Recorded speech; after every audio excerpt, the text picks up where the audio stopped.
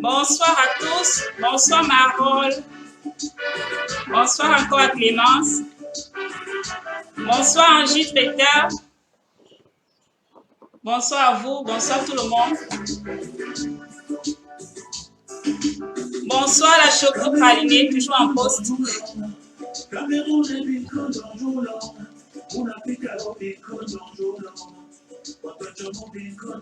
J'espère que vous avez tous passé une très belle journée. C'était férié, je pense, un peu partout. Et moi, dans ma ville, on a eu un très beau soleil aujourd'hui. Donc, j'en ai un peu profité. Vous aussi, j'espère. Le soleil, c'est plein de vitamine D, donc il faut toujours en profiter. Bonsoir, merci d'être des nôtres ce soir. Merci d'être au rendez-vous. Avant qu'on ne démarre, j'aimerais s'il vous plaît,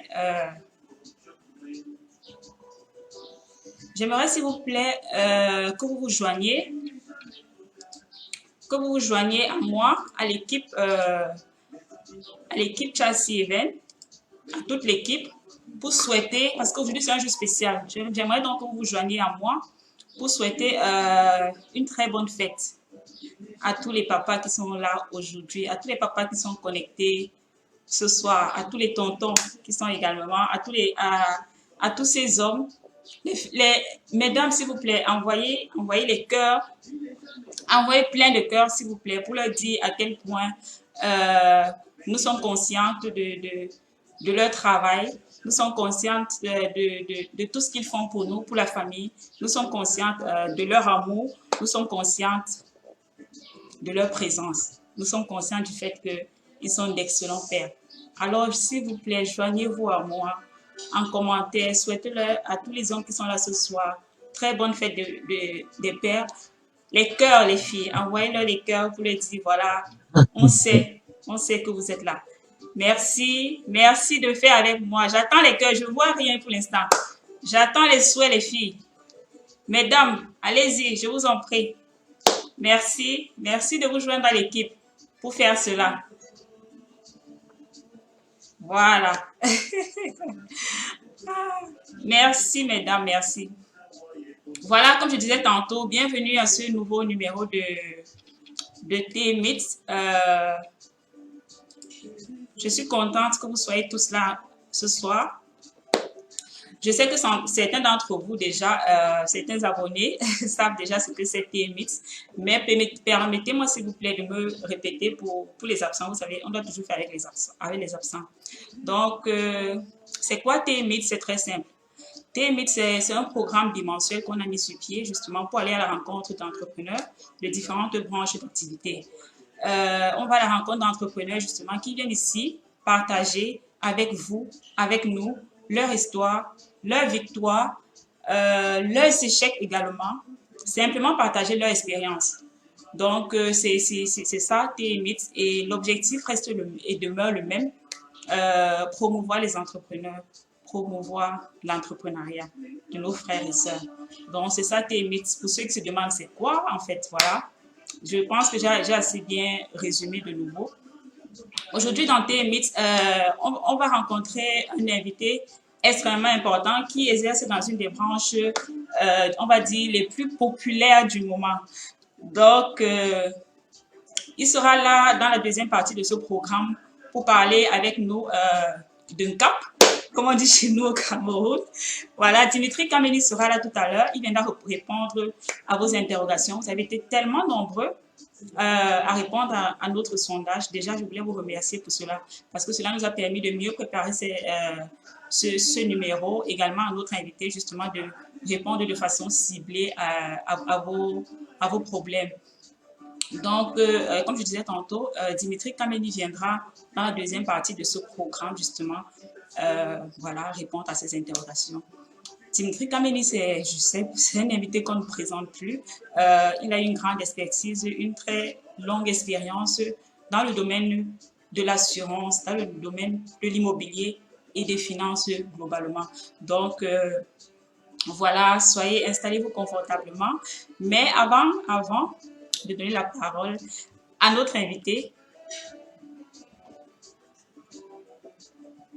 Je tenais à faire un petit rappel à propos des services que propose Chelsea Event pour ceux qui n'étaient déjà pas là la dernière fois encore. Donc, bien entendu, je ne vous les citerai pas tous ici, ne vous inquiétez pas. On arrive, on va arriver très vite à ce que vous attendez tous, mais je voulais brièvement justement vous parler de ce que nous faisons à TMX, à Chelsea Event, autant pour moi. Et l'image qui s'affiche là sur votre écran vous donne un aperçu, un assez bref aperçu. Voilà, n'hésitez pas à faire appel à notre expertise, à faire appel à nos connaissances si vous souhaitez innover dans la façon de planifier et d'organiser vos événements professionnels. N'hésitez pas à faire appel à nous si vous voulez battre le temps et les occupations pour implémenter et réaliser les projets associatifs qui vous tiennent à cœur. Nous sommes là pour ça. Donc, n'hésitez surtout pas. Nous sommes à votre entière disposition. Le numéro WhatsApp qui s'affiche en bas est ouvert 24 heures sur 24, 7 jours sur 7. N'hésitez pas et je pense que vous ne serez pas déçus. Voilà, enfin c'est sorti. Donc, voilà un peu en ce qui concerne les prestations que nous proposons à Chelsea Event. Comme je l'ai dit, n'hésitez pas, écrivez inbox, il y a tellement de moyens de communication. N'hésitez pas. On va faire une petite pause musicale avec Chana Pierre de nouveau. J'espère qu'il y a beaucoup de connaisseurs qui sont connectés ce soir. Chana Pierre également pour souhaiter encore une très bonne fête à tous les pères qui sont connectés ce soir. Merci pour votre travail, merci pour votre amour. Merci simplement pour tout ce que vous faites pour nous, pour la famille, globalement. Pendant notre petite pause, comme d'habitude, vous avez la possibilité justement d'écrire en live, en commentaire, ce que vous faites comme prestation. Si vous souhaitez être l'un de nos invités, n'hésitez pas à nous communiquer en fait. Donc voilà le numéro. Comme je l'ai dit tantôt, on va faire deux minutes de pause, le temps pour moi justement de prendre notre invité et pour vous, voilà, de nous communiquer un peu ce que vous faites de beau, quoi. Voilà, à tout de suite.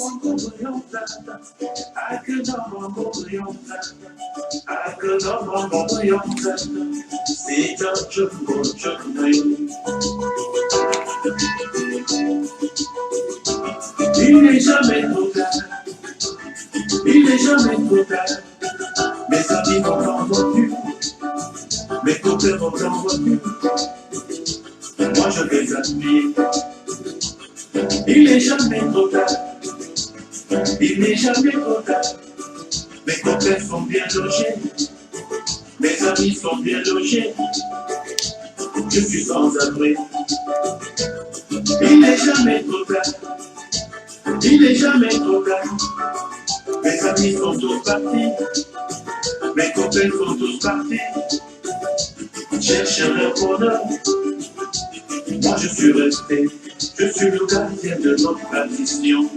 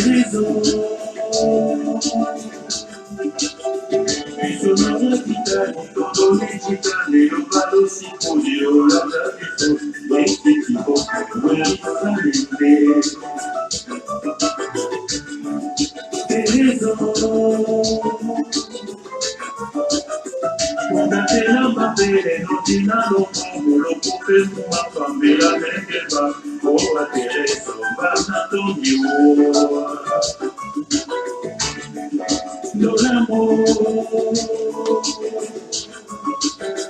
Natiki kumpende na gameno kola na sima wele kimbe ya masomo eni kula neki ya mulema. Linda luna, nanda lotunda,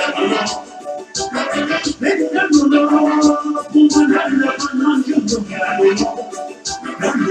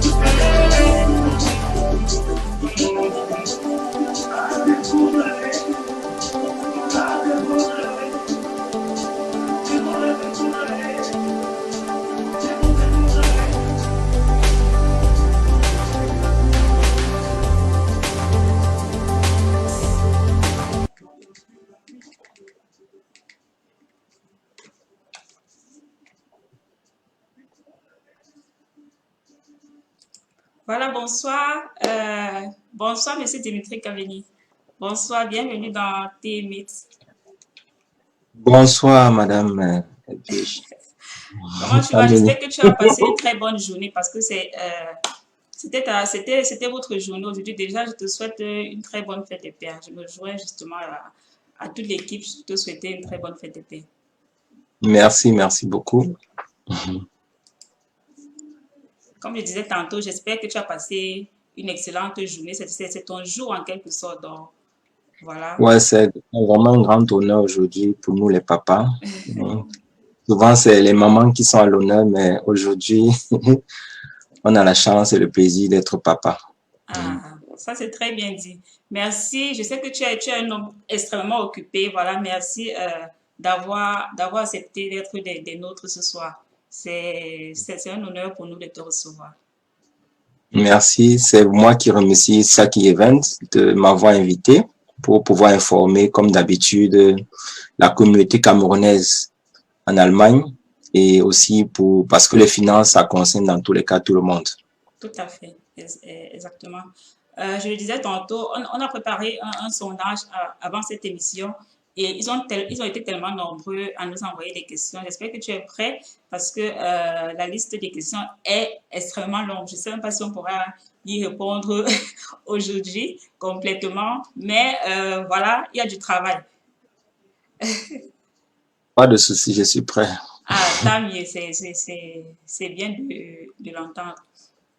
Donc, aujourd'hui, les questions seront divisées plus ou moins en 3 grandes parties. On va commencer par des questions générales. Ensuite, il y aura des questions sur... il y a quelques étudiants qui nous ont posé des questions, qui nous ont envoyé leurs questions autant pour moi. Et bien sûr, ce que tout le monde attend, c'est simplement les questions sur l'immobilier. Donc, sans plus tarder, parce qu'ils s'impatientent déjà, je vais commencer par une question très simple. C'est qui Dimitri Kameni? Je vais dire, quel est l'homme qui se cache derrière? Parle-nous un peu du parcours, de ton parcours, s'il te plaît. Comment tu as atterri dans ce domaine qui est aujourd'hui le tien? Bon, Kameni est comme tout bon Camerounais qui est venu en Allemagne faire ses études et a fait une formation d'ingénieur en électrotechnique à l'université de Arn. Et déjà très tôt, déjà à la fin de ma formation, j'avais déjà compris que ça devait être difficile pour moi de continuer en tant que rang ingénieur, quoi. Donc, parce que je me disais, c'était trop théorique et Ok. surtout que j'ai étudié dans les télécommunications. Donc, il fallait voir où les ondes partent, calculer tout ça. Je pensais que c'était vraiment pour moi un peu compliqué, quoi. Et comme tout bon Bamileke, je savais toujours que au pays, au Cameroun, papa avait toujours l'habitude de faire toujours quelque chose à côté, quoi. Donc, et très tôt, j'avais déjà commencé à y penser. Et heureusement pour moi, j'ai rencontré un Camerounais qui est venu dans ma chambre d'étudiant à l'époque et qui m'a fait la proposition, qui avait la possibilité après son beratung, après ses conseils qu'il m'a donné, de pouvoir faire une formation en tant que conseiller en gestion du patrimoine, c'est-à-dire conseiller financier. Ok. Et comme moi, les finances, ce qui m'intéressait vraiment toujours au plus, savoir comment gérer son argent, j'avais déjà commencé très tôt. Mhm. Je me suis dit que c'était une opportunité pour moi de saisir cette occasion, quoi. Et c'est comme ça que déjà, bien avant la fin de mes études, j'ai commencé à travailler, à faire une formation en tant que conseiller en gestion du patrimoine. Et là, naturellement, comme j'étais aussi quelqu'un qui était engagé beaucoup socialement dans les associations, donc j'avais vraiment un bon réseau, donc je pouvais vraiment facilement communiquer, quoi. Et mon Wow. souci, c'était toujours déjà l'information que j'avais, et je pouvais aussi donner cette information aux autres, quoi. Déjà, en tant qu'étudiant, j'étais déjà un peu un mentor, un tuteur pour ceux qui étaient derrière moi, quoi. Donc, c'est toujours dans cette voie que j'ai continué dans le domaine des finances. Mais Donc, j'ai commencé. excuse-moi un peu, j'ai envie de te couper un instant. Je veux dire, à l'époque, est-ce que c'est si évident, justement, quand tu es jeune étudiant, quand tu vas vers les autres pour leur parler déjà du fait que tu es conseiller financier, est-ce qu'ils t'écoutent? Je suis curieuse. Bon, c'était vraiment difficile, mais dans tous les cas, on a toujours des gens de confiance, des gens qui nous font confiance parce que en fait, ces gens me connaissaient dans un autre domaine, c'est-à-dire déjà en tant que mentor qui essayait déjà de les accompagner dans leurs études. Donc, quand même, j'avais une petite parole qui pouvait porter un peu un poids, quoi. Et les gens savaient que, bon, voilà, si Dimitri s'engage dans quelque chose, c'est qu'il a essayé de vérifier tous les contours et il ne peut que essayer de conseiller pour l'intérêt commun. Donc, c'était déjà j'avais une certaine notoriété à ce domaine, quoi, par rapport à Ok. ça. Ce qui fait que c'était pas très compliqué. Ça veut dire, Tout ça. au départ, il y a déjà du sérieux dans la façon de faire les choses globalement, qui fait qu'en fin de compte, justement, te prends au sérieux quand tu commences cette nouvelle activité. Exactement. Ouais. D'accord, je comprends. Pour les étudiants qui sont connectés ce soir, je pense, j'espère que vous écoutez très bien parce que c'est très rare que les anciens partagent avec nous leurs expériences. Donc, j'espère que vous êtes bien en poste. Appelez vos amis, ils gagneront beaucoup à écouter ce que cet illustre homme a à nous dire aujourd'hui. Merci beaucoup. Je pense qu'on a la primaire. Je ne sais pas si tu as l'habitude de parler de ton parcours ainsi dans d'autres lives. En tout cas, je suis contente d'avoir proposé la question parce que ça édifie aussi en quelque sorte. Euh, Dis-moi un peu, je veux dire, tu fais tes études, tu termines, mais parce que beaucoup, justement, quand ils sont étudiants, ils commencent certaines choses, mais dès qu'ils ont fini, ils abandonnent en quelque sorte. Mais toi, tu n'as pas abandonné. À quel moment tu décides que voilà, cette activité, je la garde et ça va rester mon activité secondaire? Déjà, la base, c'est d'abord qu'il faut avoir la passion pour ce qu'on fait. J'avais la passion pour les C'est vrai. finances. Donc, du coup, ma motivation, c'était pas l'argent, c'était la connaissance. Et jusqu'à présent, ça reste toujours parce que, bon, je vais vous parler un peu de mon parcours, vous allez comprendre que je ne m'arrête pas à commencer d'abord en tant que conseiller financier parce que 2 ans après, justement, je rentre en contact toujours aussi avec un autre Camerounais qui me parle de l'immobilier. Donc, il me dit, bon, voilà, lui, il était aussi dans le domaine des assurances et que dans l'immobilier, on peut avoir mieux et plus, quoi. Donc, j'ai dit, OK, en fait, dans tous les cas, ça concerne les finances, ça m'intéresse.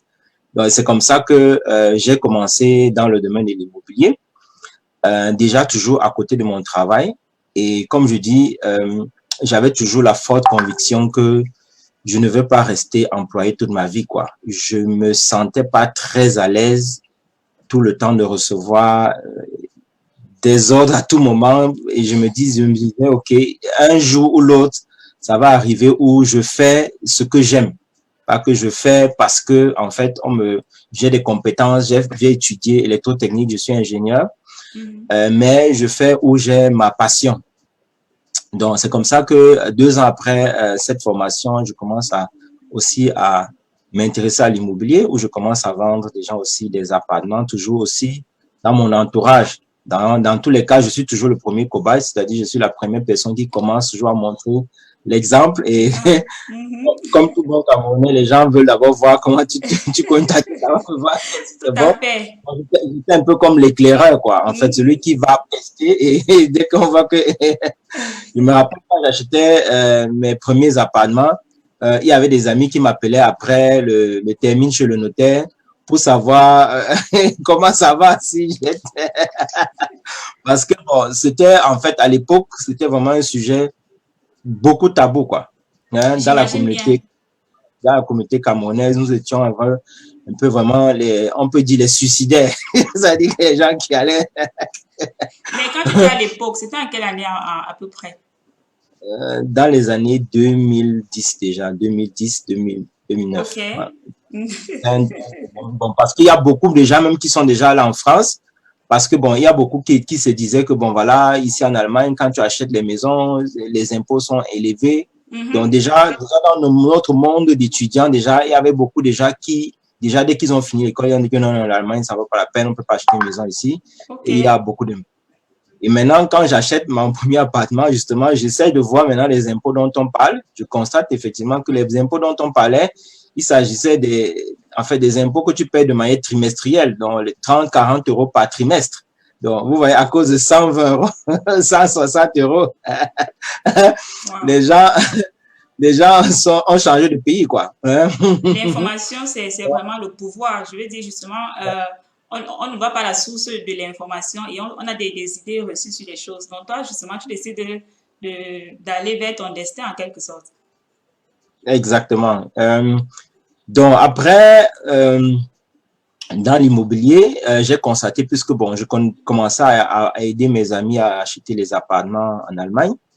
Après ça, bon, on était tous de la même génération. On avait un enfant, 2 enfants. En général, quand les gens commençaient à avoir le deuxième enfant, il y avait la pression à la maison qu'il faut que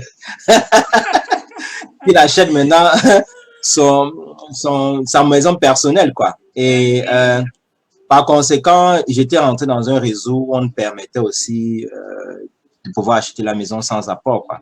Donc, et c'est exactement le même concept que j'ai essayé d'implémenter aussi pour ceux qui voulaient aussi acheter les maisons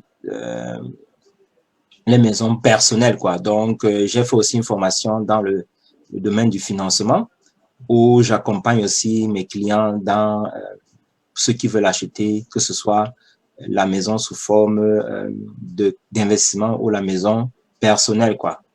Donc, et c'est comme ça que, bon, donc depuis, ça fait bientôt 10 ans aussi que j'accompagne les gens dans le financement, quoi. Et ça fait depuis 2 ans exactement que, bon, j'ai décidé de sortir de l'esclavage. C'était justement ça fait partie d'une de mes questions parce que j'ai envie de te demander, m'étant également aussi lancée dans quelque chose que je fais à côté, dans une activité secondaire, je vois à quel point c'est vraiment difficile de concilier les deux et ton travail, on va dire, principal et cette passion que tu as. Je veux dire, comment tu arrives à gérer cela? Parce que c'est une des choses également qui fait peur aux autres, qui font que les autres hésitent à se lancer. Bon, à un certain niveau de la vie, il faut pouvoir sacrifier quelque chose. Donc déjà, je me suis arrangé déjà dans le travail à ne pas prendre des hautes responsabilités. C'est-à-dire que je ne dirais pas que j'avais le travail de Tindang ingénieur, mais je n'avais pas de grosses responsabilités au travail. Donc, ce qui me permettait quand même, quand je rentrais à la maison, d'avoir une tête totalement libre. Ouais, je comprends très bien. Et me permettait de dire, bon, voilà, Dimitri, comme tu n'as pas assez, en fait, comme tu n'es pas sous stress au boulot en tant qu'ingénieur, donc c'est l'occasion pour toi de maximiser pendant 16 heures libres, quoi. Et 16 heures libres voulait dire le soir, en général, ou le week-end. Où, en fait, dans tous les cas, j'ai constaté en général que mes amis qui étaient aussi tous qui travaillent en tant qu'ingénieurs, en fait, ils avaient le temps quand j'avais le temps, tout simplement. Donc, ça dit, beaucoup avaient la famille, donc, et c'est le soir qu'ils rentraient après avoir déposé les enfants au lit qu'ils pouvaient facilement faire quelque chose, quoi. Et pour la plupart des entrepreneurs, c'est ça, en fait. Donc, quand les gens dorment ou bien suivent les autres choses, par exemple, quand certains sont en train de zapper les séries, les films nigérians, bon, nous, on s'investit à autre chose. En fait, c'est pas comme si on a des heures en moins. Excuse-moi, mais tu risques de te faire des ennemis parce qu'on a beaucoup de dames qui sont connectées ce soir et ce sont mes copines avec qui nous sommes connectés au film nigérien. Non, en fait, tu as dit tout à l'heure quelque chose qui m'a en quelque sorte parlé parce qu'il y a une expression qui est populaire ici en Europe et en Allemagne en particulier, faire carrière. Donc, toi, justement, parce que tu veux t'investir dans ta passion, tu décides que non, je ne veux pas faire carrière, je veux plus me concentrer sur ce qui me passionne. Ouais, exactement. Donc, en fait, c'était ça la décision à prendre et le risque à prendre, quoi. Parce que ce risque, elle y avait beaucoup de choses parce que, bon, déjà, au niveau de ton employeur, déjà, les gens savaient que je travaillais à côté. Donc, et surtout aussi, ils savaient que je travaillais dans l'immobilier, quoi. Donc, ce n'était pas toujours vu de gaieté de ton chef qui voit que, bon, tu peux gagner plus que lui, quoi. Donc, en fait, c'est le prix à payer, en fait. C'est le prix à payer. Et je crois que dans la vie, tout ce qu'on fait, c'est pour les autres, quoi. Donc, à un certain moment où il faut aussi faire quelque chose pour soi. Je crois que là, il n'y a pas de compromis. Et à ce niveau, là, il n'y a pas de compromis, quoi. Donc, et c'est l'erreur, en fait, que les gens passent le temps à faire parce qu'ils se donnent à fond dans le travail de l'autre, en fait, pour rendre l'autre riche. Et se rend compte à la fin que, bon, pour une petite erreur, on peut les mettre à côté, quoi. Et c'est vraiment après la dépression totale. C'est tellement vrai ce que tu dis ce soir. J'espère vraiment que toutes les personnes connectées te suivent attentivement. Merci pour ce partage. C'est pas toujours c'est pas toujours facile pour nos hommes africains, nos hommes camerounais de s'ouvrir de la sorte, mais comme de la façon avec laquelle tu partages ton expérience, vraiment, je pense que ça édifie beaucoup de personnes connectées ce soir. Donc justement, comme tu l'as dit tout à l'heure, tu as décidé d'arrêter avec ton travail d'ingénieur. Pourquoi? Qu'est-ce qui se passe? Ça devient difficile de concilier les deux ou alors c'est le conflit avec l'employeur qui te décide à arrêter? J'avais des objectifs clairs. Clair, ça veut dire que, bon, je m'étais donné déjà chez mon dernier employeur comme objectif 5 ans de travail. Et que après ces 5 ans, je devais déjà pouvoir ressentir que déjà à côté de ça, à côté de en fait, que je pouvais vivre totalement de mon activité secondaire. Et ça, en fait, on le ressent automatiquement, quoi. Donc, les ressentis, ça veut dire juste les chiffres, quoi. Donc, quand déjà à côté de votre salaire, vous pouvez déjà gagner 2 ou 3 fois ce que vous gagnez net. Donc, c'est déjà, et ça de manière constante. Donc, vous avez eu le ressentiment. Et ça fait trop d'efforts, en fait. Donc, ça veut dire que c'est déjà des signes que, en fait, c'est le bon moment. Donc, et justement, ça, c'est le travail aussi de beaucoup d'années où, en fait, tu te sacrifies pour te faire connaître, pour que les gens te fassent confiance et après, tout vient seul, en fait. Tout à fait. Tu as parlé des objectifs que tu t'es fixés, de la vision que tu avais. J'aimerais justement te demander quels sont les projets que tu as dans l'immédiat avec Kameni Immobilier? Quelle est la vision globale que tu as de ta structure? Bon, ma vision et une de mes missions, c'était de pouvoir partager aussi cette expérience avec tous mes frères camerounais et leur dire que si j'ai fait quelque chose, c'est que vous pouvez faire. Donc, et l'une de mes missions, c'est d'amener aussi chaque personne qui est passer par le même chemin que moi, atteindre les mêmes objectifs, de telle manière que je puisse aussi partager cette connaissance, quoi, parce que le domaine des finances est vaste. On est une communauté camerounaise, africaine. Si je me limite seulement au Camerounais, environ de 24 000 en Allemagne. Sur ces 24 000, il y a, je sais pas, plus de 3 ou 7 000 ingénieurs en Allemagne. Et beaucoup sont vraiment sous-informés. Et je ne peux pas, je ne suis pas la personne qui pourra contenir toutes ces personnes. Donc, et ma vision et ma mission, c'est d'amener aussi chacun, parce que j'ai une équipe maintenant au moins dont j'ai aussi des gens.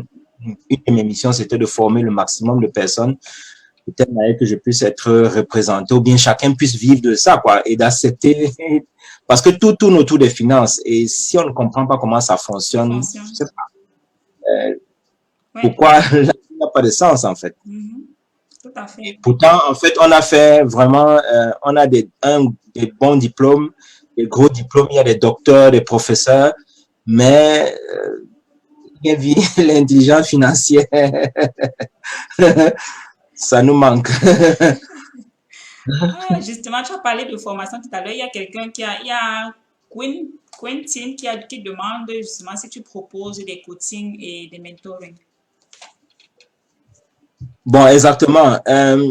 Kamini Immobilien a 3 branches. Donc, on a d'abord Kamini Immobilien, qui est spécialisé plus dans la vente, et le financement des appartements, et l'accompagnement aussi de ceux qui souhaiteraient investir au Cameroun. Deuxièmement aussi, on a Kamini Check, qui est un peu comme Check 24, donc qui est un peu en fait un résumé de mon expérience que j'ai eue à travers ces 13 années dans le domaine des finances, quoi, où j'ai créé une plateforme où les gens peuvent aller prendre des produits financiers comme les crédits, en fait, tout genre de crédits, les comptes bancaires, en fait, le courant, en fait, tout ça est sur ma plateforme. Et maintenant, la troisième branche, c'est Kamini Academy. Donc, justement, l'académie est là pour former non seulement les gens qui souhaiteraient devenir comme nous, qui sommes à ce niveau en tant que conseiller financier, mais aussi de pouvoir faire ce genre d'émission, de pouvoir aussi informer les associations au niveau de comment ça fonctionne en Allemagne. Donc, je dis que ça fait partie de notre projet, quoi, parce que bon, à l'exemple de d'autres gens qui font dans la vente, moi, j'ai plutôt décidé de prendre une autre direction. C'est-à-dire, ce n'est pas celui de convaincre le client, mais c'est plutôt de lui donner l'information et la connaissance. Et après, maintenant, je peux lui donner l'information et il pourra mieux apprécier. Donc, et ça, c'est le volet Kamini Academy. Ah, d'accord. Mais attends, dis-moi, je sais qu'on a souvent la mentalité globalement de cacher, de conserver l'information pour nous. Parce que quelque part, on a peur de perdre, on a peur de ne pas gagner assez. Pourquoi cette vision? Oui, cette vision, comme j'ai dit, qui est l'une de mes missions, c'est d'amener les gens au niveau où je suis. Donc, j'ai toujours été quelqu'un qui a voulu toujours partager ce qu'il veut, qu'il a, ou bien ce qu'il a reçu, quoi. Et pour moi, c'est un de mes objectifs de la vie, quoi. Ça n'a rien à voir avec le domaine business. Il y a toujours le côté social qui reste, quoi, parce que c'est une de mes passions. Je dis aux gens, voilà, vous avez les possibilités, vous avez le potentiel, ne vous endormez pas, quoi. Je suis passé par la même voie et vous pouvez aussi, même si c'est déjà pouvoir faire ça pour vous, c'est déjà une fierté pour moi, quoi, de pouvoir dire, OK, j'arrive à gérer mes propres finances, au moins je sais que, OK, j'aurais au moins quand même aidé quelqu'un à pouvoir s'en sortir. Donc, et généralement, bon, comme je dis souvent, c'est un cas, je suis toujours un peu spécialisé dans les cas désespérés. Donc, j'aime prendre quelqu'un de rien ou bien qu'on a on a rejeté partout et je dis que non, tu n'es pas ce que on pense de toi et te faire prendre confiance et te faire donner un autre goût à la vie, quoi, en fait. Ok.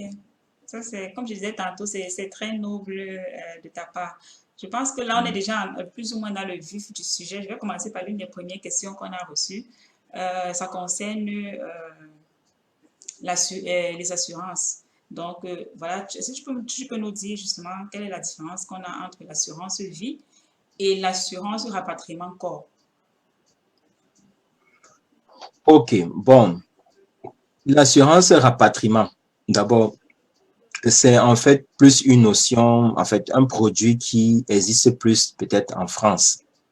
D'accord. Bon, pourquoi? Parce que en France, on a constaté que bon, il y a une grande communauté étrangère africaine et en fait, en général, ils ont constaté que en général, quand un membre, quelqu'un perdait un membre de la famille, ça coûtait énormément cher, quoi.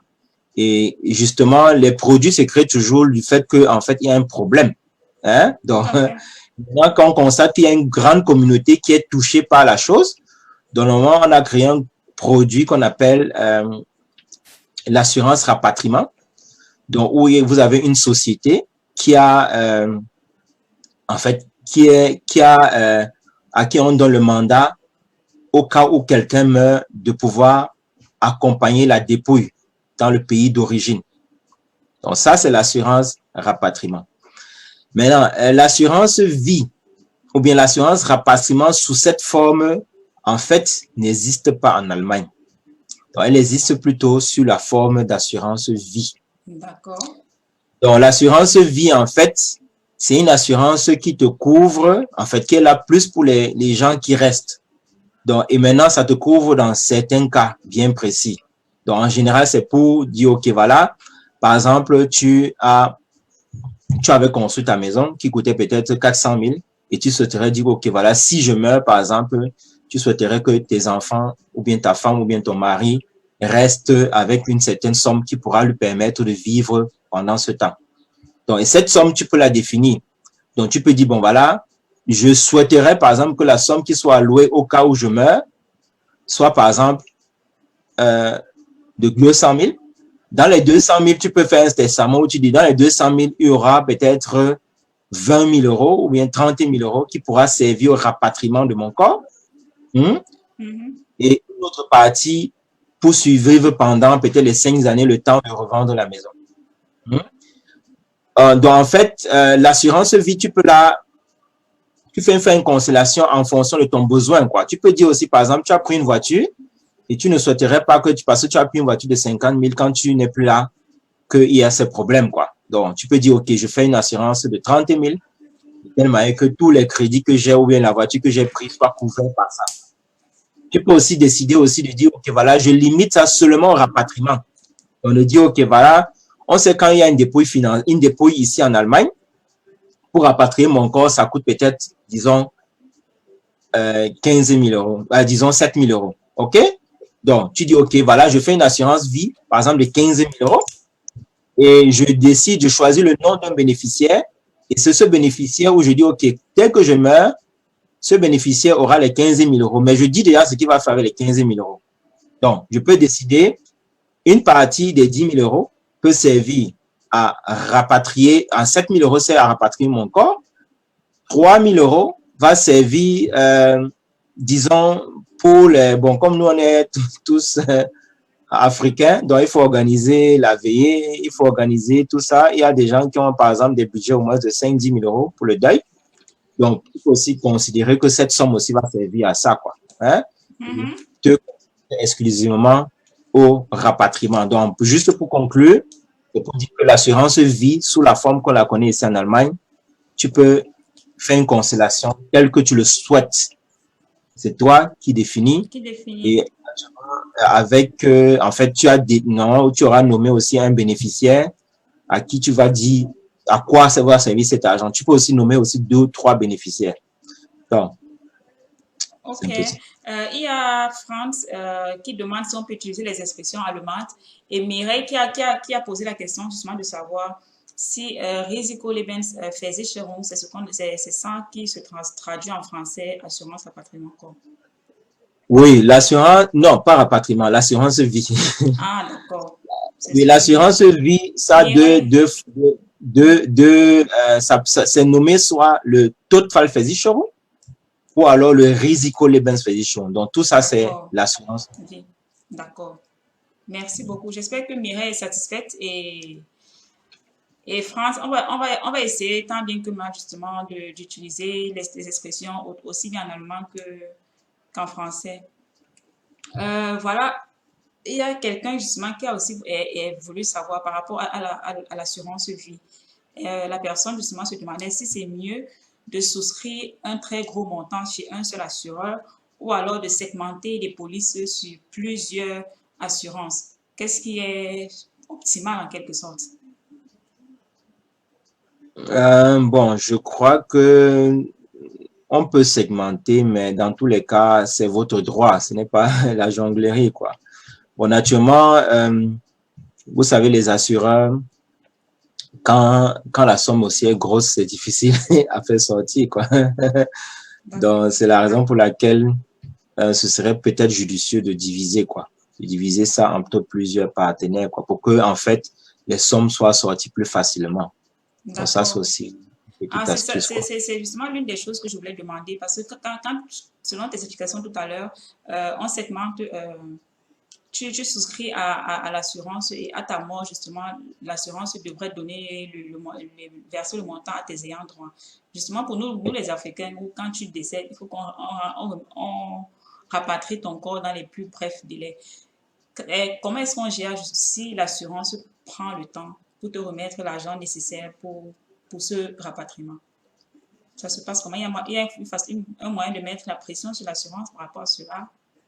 Bon, non, parce elle va pouvoir toujours faire ses vérifications, quoi.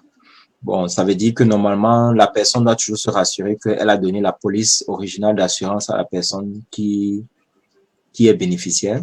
Parce que c'est souvent ce qu'on oublie. Se rassurer aussi que le nom qui est écrit dans la police est exact, ça, parce que s'il y a une erreur, l'assureur peut prendre ça comme prétexte. OK. Et également aussi, bon, ça aussi j'ai appris dernièrement, apparemment aussi, on devrait payer à partir d'un certain montant aussi les impôts. Ah, ça c'est intéressant. Les impôts sur ce qu'on reçoit à partir d'un certain montant. Ça veut dire donc qu'il serait idéal justement de peut-être diviser parmi les bénéficiaires les montants à leur remettre, c'est ça? Ouais. OK. Et naturellement, vous n'avez pas choisi comme bénéficiaire votre grand-mère qui est au Cameroun. Parce que naturellement, la procédure déjà qu'elle ait même le passeport, qu'on la reconnaisse, tout ça. Tout à fait. Donc, l'idéal, c'est de choisir quelqu'un qui est en Europe et pour que la procédure soit facilitée, quoi. Et bon, naturellement, avoir aussi un bon conseiller financier qui va faciliter les choses, bien entendu. Parce que l'assurance est toujours là pour ne rien sortir, quoi. C'est ça. C'est ça le sens, justement, de ce qu'on vit aujourd'hui dans ce siècle. Bon, voilà, merci pour ces explications sur l'assurance vie, l'assurance rapatriement du corps. C'est dommage qu'on n'ait pas cette option ici en Allemagne. Donc, la prochaine question, c'est un étudiant qui nous l'a envoyé. Il se demandait justement si les taux proposés par les banques pour les prêts étudiants ici sont trop élevés. Ici, il y a un moyen d'avoir des taux plus bas. Bon, en général, les taux, ça dépend du risque que la banque a, quoi. Et il y a pas, parce que c'est chaque banque qui se dit, bon, voilà, j'ai une catégorie de personnes qui veut prendre le crédit et en fonction du risque que je prends, voilà le taux d'intérêt que je peux lui donner, quoi. Donc, c'est pareil aussi, par exemple, même pour les travailleurs, quoi. Quand il y a certains qui sont, par exemple, qui ont on appelle ça le négatif chauffard, c'est-à-dire que ils ont des problèmes financiers et puis ils ont dans leur chauffard, il y a un truc qui est négatif parce qu'il a eu des difficultés avec une banque. Pour ces gens, par exemple, ils peuvent avoir des crédits, mais le taux d'intérêt sera plus élevé, quoi, parce que justement, leurs antécédents montrent qu'ils ne sont pas très solvables, quoi. Donc, c'est difficile de contourner ça. Ok. Tu as parlé de quelque chose que je trouve assez important, surtout pour les étudiants. Beaucoup arrivent ici et n'ont pas forcément conscience de cela. Tu as parlé de la choufa. C'est quoi la choufa? En fait, la choufa ne doit pas être vue comme c'est une organisation, bon, c'est une entreprise comme les autres. Sauf que l'entreprise là s'est spécialisée à rassembler les données en fait, les données par rapport aux personnes, hein, c'est-à-dire qui ont en fait, les données financières, que ce soit financières, que ce soit, par exemple, par rapport aux télécommunications, tous les contrats que vous avez. Je crois qu'il y a aussi le courant dedans et d'autres. OK? Donc, cette entreprise a signé des contrats avec les banques, en fait, des compagnies où ils enregistrent les informations par rapport aux personnes. Bon, maintenant, les informations qu'ils enregistrent sont quoi? Sont les informations, par exemple, quand tu ouvres un compte bancaire.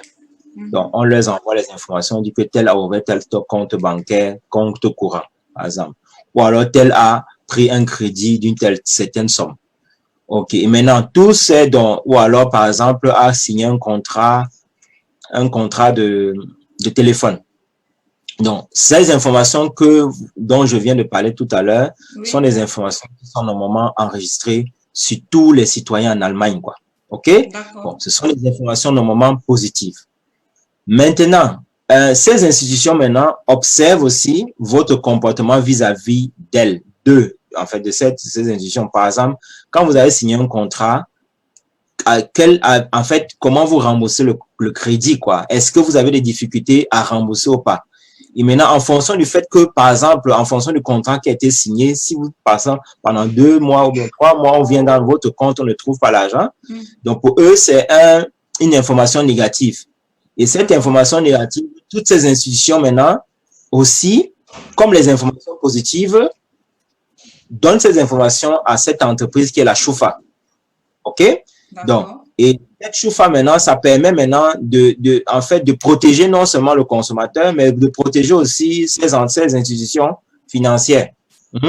Donc, et à travers ces institutions, vous avez la possibilité, une fois par an, d'avoir gratuitement accès aux informations qui sont enregistrées sur vous pour savoir est-ce qu'elles sont positives, est-ce qu'elles sont négatives. Donc, et en général, il y a des gens, bon, en général, moi, je conseille toujours à chacun d'avoir un compte en ligne même, en fait, pour pouvoir avoir accès à ça à tout moment. Parce qu'il y a un compte en ligne, ça coûte peut-être 4 euros, je sais pas, 4,99 € par mois. Et avec ça, vous avez la possibilité non seulement de regarder en ligne tout le temps, mais de recevoir non seulement les informations régulières pour tout changement dans votre compte de la Schufa. Donc, ça dit, imaginez que vous allez à la banque, vous demandez seulement à quelqu'un de dire, OK, voilà, je veux les informations par rapport au crédit. Il a la possibilité maintenant de dire, OK, regardez un peu ce qui est dans son Schufa pour voir s'il y a quelque chose de positif ou de négatif dedans. Maintenant, cette personne ne peut entrer dans votre Schufa que quand vous lui avez donné l'autorisation. Et en général, vous recevez toujours soit un SMS, soit un email que quelqu'un est entré dans votre Schufa pour regarder telle information. Ça vous permet à tout moment d'être sécurisé, quoi, parce qu'il y a des gens, justement, c'est quand il va acheter la maison que, bon, ou bien il veut faire de banque, et quand on leur dit que non, vous ne pouvez même pas prendre le crédit de 150 €, vous payez 20 € par mois, quoi. Ou alors, par exemple, il veut prendre un crédit immobilier et il se rend compte, justement, qu'il a un truc négatif, quoi. Donc, c'est vraiment un aspect très important dans le domaine des finances, en fait, pas seulement pour l'étudiant, mais pour tout, parce qu'il y a beaucoup de travailleurs qui se retrouvent parce qu'ils ont un truc négatif dans le Schufa, ils se retrouvent interdits bancaires pendant 3 ans. C'est pas facile à accepter ça. Pourtant, il y a une question qui me taraude l'esprit depuis. Je voulais savoir, cette Schufa, est-ce que le tableau est effacé chaque année? Est-ce qu'il y a un système, je veux dire, s'il y a quelque chose que tu as fait il y a 10 ans, ça reste là-dedans, ça te poursuit toute ta vie en Allemagne, ça se passe comment? Est-ce que c'est renouvelé après un certain nombre de temps ou d'années? Bon, en fait, il y a des informations qui restent pendant 1 an. C'est-à-dire, par exemple, les informations, quand vous allez, par exemple, demander un crédit à la banque, elle fait, par exemple, une demande, donc c'est enregistré, après 1 an, ça disparaît. Quand, par exemple, vous ouvrez un compte, vous le refermez, en général, directement, c'est clair, l'information disparaît directement. Par contre, mais ça, c'est les trucs positifs. Bon, maintenant, il y a aussi des trucs négatifs. Par exemple, si, par exemple, vous avez des difficultés financières à rembourser un crédit, par exemple, de 5 000 €, ce sera enregistré jusqu'à ce que vous ayez remboursé la dette. Déjà, premièrement. Deuxièmement, 3 ans après avoir remboursé la dette, c'est après ce moment qu'on enlève ça de votre Schufa. Mais pendant ce temps, tant que vous restez avec le crédit non remboursé, vous restez ça pendant ça toute votre vie, quoi. Hmm? Ouais, ok, je Bon, comprends. naturellement aussi, il y a des possibilités d'enlever. Il y a des cas exceptionnels où on peut aussi enlever avant le temps. Donc, mais tout ça, bon, ça, on peut vous aider à le faire. J'espère qu'on a des étudiants connectés ce soir qui écoutent parce que justement beaucoup arrivent et prennent des crédits et n'ont pas forcément conscience justement de cet état, du fait qu'en Allemagne, tout ce que tu fais reste en quelque sorte. Ma prochaine question concerne l'assurance à responsabilité civile, ce qu'on appelle en Allemagne le Haftpflichtversicherung.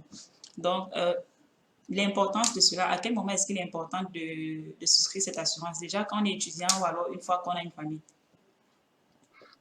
En fait, l'assurance à responsabilité civile, c'est l'assurance, en fait, je pourrais dire l'assurance la plus importante. Donc, la D'accord. personne qui n'a pas ça, la personne qui n'a pas ça là, il est en train de se promener dans la vie. Donc, en fait, parce que Ok, cette assurance responsabilité civile, ça vous couvre contre quoi? Ça vous couvre contre tous les dégâts que vous pouvez commettre. Et ces dégâts peuvent être quoi? Ça peut être des dégâts matériels. Matériel, par exemple, je prends un exemple. Vous allez, ça arrive à beaucoup d'étudiants, ou bien vous allez à une cité universitaire, vous allez rendre visite à un de vos amis, ou bien vous êtes en train de causer, et simplement tu oublies la marmite au feu. Et après ça, vous êtes en train de faire les divers, et ça prend toute la cuisine, ça brûle tout, une bonne partie. Et ici, il y a pas, en général, quand ça brûle même un peu, là, on dit déjà que c'est totalement, on ne peut plus rien faire avec. Donc, pas ça pour le même état. tout à fait. Donc, il y a des étudiants qui sont retrouvés déjà très tôt, quand ils arrivent en Allemagne, déjà qu'ils ont commis ce genre de dégâts. Et ça fait qu'ils se retrouvent déjà avec 8 000 euros. Ils n'ont même pas encore commencé leur vie, mais 8 Wow. 000 euros de De donc dette. ça, c'est important. Ouais, de dette. Donc, et ça, on ne rembourse pas la dette comme ça. Tu vois, même si tu peux payer 25 euros, tu vas le payer. Deuxièmement, ça peut être aussi, ça vous couvre aussi contre les dégâts, pas seulement matériels, mais les dégâts aussi physiques que vous pouvez commettre à quelqu'un. Je prends par exemple un exemple. Euh, Vous rentrez du boulot un peu fatigué, vous traversez au feu rouge sans même voir ce qui s'est passé, ce qui est l'état du feu. Tout à fait. Et maintenant, je suppose que par exemple, quelqu'un veut vous esquiver. Et en voulant vous esquiver, il va en sens contraire de la voiture, en fait, de l'autre côté, sans oublier que, en fait, il y a une voiture qui vient en sens contraire. Donc, pam, en fait, et en même temps, peut-être, il y avait une vieille dame, une vieille dame qui traversait la route, qui a 60 ans déjà, qui trouve la mort pendant tout cet accident. Donc, maintenant, on va faire maintenant, ils envoient maintenant un expert. L'expert va maintenant faire l'analyse de tous les dégâts. Donc, même si tu as les deux pieds coupés, machin, il n'y a pas de problème. On fait d'abord ça. Donc, ça veut dire qu'on va analyser, OK, tu as commis un dégât sur une personne. On va voir que cette vieille mère, cette grande mère-là, qui était là, elle avait, une retraite qu'elle recevait chaque mois. Cette retraite lui permettait de vivre et de faire vivre ses enfants. Donc, on va analyser tous les dégâts que tu as commis sur cette personne. Ouais. On va analyser maintenant les dégâts que tu as commis maintenant sur les voitures. Entre-temps, pareil, il y a un carambolage, l'autre voiture allait cogner le poteau de l'État. On va même aller regarder le poteau de l'État. On va dire que le gars s'y a fait une égratignure. Donc, on va analyser tout ça. On va rassembler ça dans une facture. On va venir te déposer à l'hôpital. Et là, c'est là où tu vas comprendre que pour 50 euros que tu n'as pas pu payer, tu couvres toute ta vie comme ça, je sais pas, qui a un autre sens, quoi. Donc, c'est l'assurance, juste pour conclure, c'est l'assurance la plus importante. Mais il y a Cyril qui demande justement l'exemple que tu as pris de l'accident de circulation. Il se demande si justement ça, ce n'est pas régulé par le fait qu'elle Versicherung. Non, le fait qu'elle Versicherung, bien l'assurance circulation, c'est en fait, il y a deux types. Il y a l'assurance responsabilité civile et une assurance maintenant qui, en fait, disons le Haftpflicht de, en fait, une assurance pour la voiture parce que il y a ce que l'être humain commet comme dégâts. Parce que tu traversais la route, donc c'est toi en tant qu'être humain, c'est pas la voiture. Hein? Maintenant, il y a maintenant les dégâts que la voiture elle-même commet, mais la voiture elle-même a son assurance. C'est deux assurances différentes. D'accord. Et oui, là-bas, c'est l'assurance de la voiture qui a aussi une assurance qui couvre aussi comme tous risques qu'elle commet. D'accord. Qui est couvert. Donc, il y a l'assurance pour toi en tant que personne, il y a l'assurance de la voiture.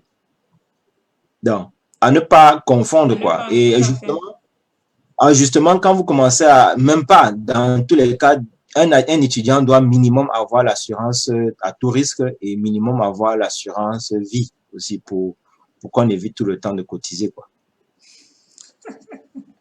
Et maintenant, naturellement, pour ceux qui travaillent, en fonction des risques qu'ils prennent, autant pour moi, il y a d'autres types d'assurances qu'il faudrait couvrir, quoi. Parce que quand vous commencez à aller dans l'immobilier ou alors commencer à prendre les crédits en taux à travers, il faut pouvoir vous sécuriser, quoi. Donc, mais bon, tout ça, on vous aide dans l'analyse de tous ces risques, quoi. D'accord. J'espère que vous l'avez compris. Parce qu'en général, vous êtes en train d'épargner, imagine que vous êtes en train d'épargner 500 € par mois. Hein? Après 5 ans, vous avez épargné, c'est pas 30 000 €. Hein? Et que vous commettez un dégât de 50 000 €, c'est fini. Donc, en fait, c'est une assurance qui vous permet à sécuriser vos biens. De sécuriser vos biens, c'est ça. J'espère que vous avez retenu, pour tous ceux qui sont connectés ce soir, justement, Haftpflichtversicherung, c'est l'assurance que chacun d'entre nous doit avoir. Étudiant comme travailleur, c'est l'assurance mère en Allemagne en quelque sorte. Parce que voilà, les dégâts arrivent tellement vite. Merci beaucoup, Dimitri, pour ces explications. Voilà, il y a une autre chose que les étudiants en général négligent ou ne prennent pas forcément le temps de, comment dire, de s'informer. C'est la déclaration d'impôt. Comment est-ce qu'un étudiant peut optimiser sa déclaration d'impôt?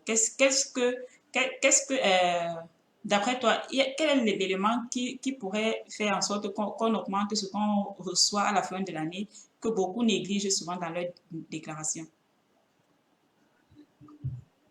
Bon, en général, un étudiant n'a pas, en fait, pour ceux qui ne sont pas les gros jobbers, en général, quand vous ne dépassez pas 9 000 €, parce que 9 000 €, c'est un peu la limite. En fait, au-delà de ces 9 000 €, vous ne récupérez plus les impôts qu'on vous coupe. Maintenant, si vous avez un salaire qui est inférieur à 9 000 € par an, vous n'avez même pas, bon, comme certains le font souvent, non, ils vont seulement remplir le nom et on leur remet l'argent. Bon, maintenant, naturellement, ces étudiants qui ont eu cette habitude sont vraiment surpris quand ils ont leur premier boulot. Et qu'on leur coupe 10 000 €, ils pensent qu'ils vont toujours aller remplir le formulaire, avoir l'argent. Maintenant, ils sont surpris que les données sont changées, quoi. Donc, et là, maintenant, donc, ça veut dire que quand vous dépassez déjà un certain salaire, donc vous devez aussi montrer que vous avez fait les dépenses pour qu'on vous remette votre argent, quoi, en fait. OK. J'ai, par exemple, il y a peut-être 3 ou 4 ans que j'ai découvert qu'on pouvait déclarer les montants pour ceux qui envoient l'argent à la famille au Cameroun, particulièrement aux parents, qu'on pouvait justement déclarer ces montants qu'on envoie aux parents dans nos impôts. C'était une surprise pour moi. Je ne sais pas, il y a d'autres éléments comme ça que quelqu'un peut mettre dans sa déclaration d'impôt pour pouvoir être remboursé. Oui, bon, justement, nous aussi, un des services on fait aussi l'accompagnement, on fait un style coaching, c'est-à-dire on aide nos clients à récupérer dans leurs impôts, quoi. Donc, on a, bon, en général, c'est un peu le cas par cas. Naturellement, un truc des parents, qu'on envoie l'argent aux parents, ça peut être aux parents ou aux grands-parents, on peut reconnaître, mais aussi, dans certains cas aussi, le service des impôts est un peu très strict, parce qu'il y a d'autres papiers qu'il faut pouvoir fournir pour pouvoir reconnaître ça. Il y a aussi l'immobilier, naturellement, qui permet aussi de pouvoir récupérer entre 500 et, disons, 4-5 000 € par an dans les impôts. OK. Il y a aussi des assurances, certaines assurances que vous pouvez déclarer, qui vous permettent de récupérer aussi jusqu'à 600-700 € par an. Et naturellement, l'argent qu'on envoie au pays, quoi, aux parents. Donc, par an, vous pouvez récupérer 700 €. ungefähr, en fonction, en fait, tout dépend de votre pourcentage d'impôt, quoi. Mais tout ça, D'accord. ce sont des trucs spécifiques Mhm. qui ont besoin d'être analysés, quoi, parce que le financement, exactement comme les assurances, ils ne remettent pas aussi facilement. Ah, ça, Donc, c'est vraiment, capitalisme. voilà, donc, et justement, nous accompagnons nos clients. Ça fait bientôt aussi, bon, c'était aussi un autre volet en fait, de mes intérêts. C'était aussi, je me suis aussi amusé à savoir comment on fait les impôts. Euh, j'ai acheté des softwares et puis bon, après, ça fait bientôt depuis 10 ans aussi que je fais en fait, j'aide, en fait. Moi, je vois toujours ça comme l'aide, Comme puisque, en les... fait, Mhm. à travers Camille Academy, on fait des formations, on vous montre à faire comment vous pouvez aussi déclarer vos impôts à votre Optimiser. niveau, quoi. Parce qu'en fait, non seulement optimiser, mais faire seul, parce D'accord. que, en fait, il y a, en fait, pour un travail, il y a rien à faire dedans. Il y a pas grand chose là-dedans. Le plus grand travail, c'est plus optimiser parce que beaucoup payent déjà en moyenne quand ce sont des couples vraiment, je sais pas, 20 à 25 000 euros. C'est votre argent qui part chaque année, quoi. Et c'est un peu dommage que D'accord. vous ne faites rien pour ça, quoi, en fait. Fassiez rien pour ça. Merci beaucoup. Donc, vous l'aurez compris, si vous voulez savoir, vous voulez avoir des tips sur comment déclarer vos impôts, n'hésitez surtout pas à entrer en contact avec Camille Immobilier. Il y a Mireille qui revient sur la question du Risikolebensversicherung. Voilà, pour entrer en possession de la... Quels sont les documents à fournir que le bénéficiaire doit fournir pour entrer en possession de l'argent? Combien de temps, combien de jours, semaines dure la procédure une fois les documents fournis? Bon, en général, la procédure, en fait, la personne a besoin de s'identifier. C'est-à-dire, ce qui est écrit dans la police d'assurance va correspondre à ce qui est écrit dans la carte d'identité ou bien le passeport. D'accord? Et également, il doit avoir l'original de la police d'assurance. C'est très important. L'original, pas la copie. Mais pourquoi Parce que l'original? Je c'est veux la dire, preuve, c'est la preuve, Mireille également a fait c'est le c'est commentaire la, tout à l'heure pour dire que voilà, tu peux pas, l'original devrait rester avec toi. Ça veut dire quoi? Tu dois tu confier dois donner l'original. l'original, tu devais te rassurer que l'original est la personne bénéficiaire. Ok, Donc, c'est un peu comme son titre, quoi, parce que tu ne seras pas vivant, en fait. d'accord. Donc, on a besoin de l'original et la procédure en moyenne, c'est 2 semaines. Bon, naturellement, quand les sommes ne sont pas grosses, c'est en général 2 semaines. Ok. Mireille, j'espère que ceci répond à tes questions. Voilà, on va entrer dans les questions justement concernant l'une de tes spécialités, l'immobilier. Il y a les étudiants qui demandent, est-ce qu'en tant qu'étudiant, il est envisageable d'acquérir un bien immobilier? Et sinon, voilà comment se préparer de façon optimale pour en acquérir un une fois les études terminées. Euh, bon, pour un étudiant ici en Allemagne, naturellement, non. Bon, dans d'autres pays, peut-être comme l'Angleterre ou les États-Unis, c'est possible parce que, bon, D'accord? certains travaillent ont la possibilité d'avoir un permis de séjour illimité, INADIM, en fonction de leur statut. En Allemagne, en tant qu'étudiant, ou bien en fait, l'une des conditions pour pouvoir avoir en fait un crédit immobilier, c'est déjà d'avoir minimum euh, un séjour indéterminé et la nationalité. Donc, c'est déjà une condition déjà où un étudiant est déjà plus ou moins Exclu. exclu. Bon, à Mhm. moins que cet étudiant a trouvé une autre manière d'avoir la nationalité. Donc, s'il n'est Bon, pas camerounais, nous tous on connaît. Donc, et maintenant, il devra maintenant, en plus de cela, maintenant, pouvoir montrer qu'il a un travail aussi à durée indéterminée. Donc, avec ces deux conditions, et naturellement qu'il ne soit pas enregistré dans le chauffeur de manière négative, donc avec ces conditions, il pourra déjà pouvoir avoir un immobilier. Donc, d'un autre côté, l'étudiant, à défaut de pouvoir le faire, il peut déjà commencer à se préparer. Se préparer, ça veut dire à travers un produit qu'on appelle, en français, ça donne le compte d'épargne, compte d'épargne pour un crédit, hein, donc bien S'il le te plaît, bauche pas, en allemand, justement. le bauche pas, oui, oui. OK. Donc, où en fait l'étudiant ou bien n'importe qui peut déjà cotiser, commencer à épargner par mois Ah, dans un compte. Bon voilà, je veux peut-être avoir un crédit, disons, de 20 000 euros. Donc, je commence à cotiser déjà petit à petit. Et quand j'atteins ça, c'est les intéressant. 40% de la somme que j'ai cotisée, alors l'État va me donner, l'État va me,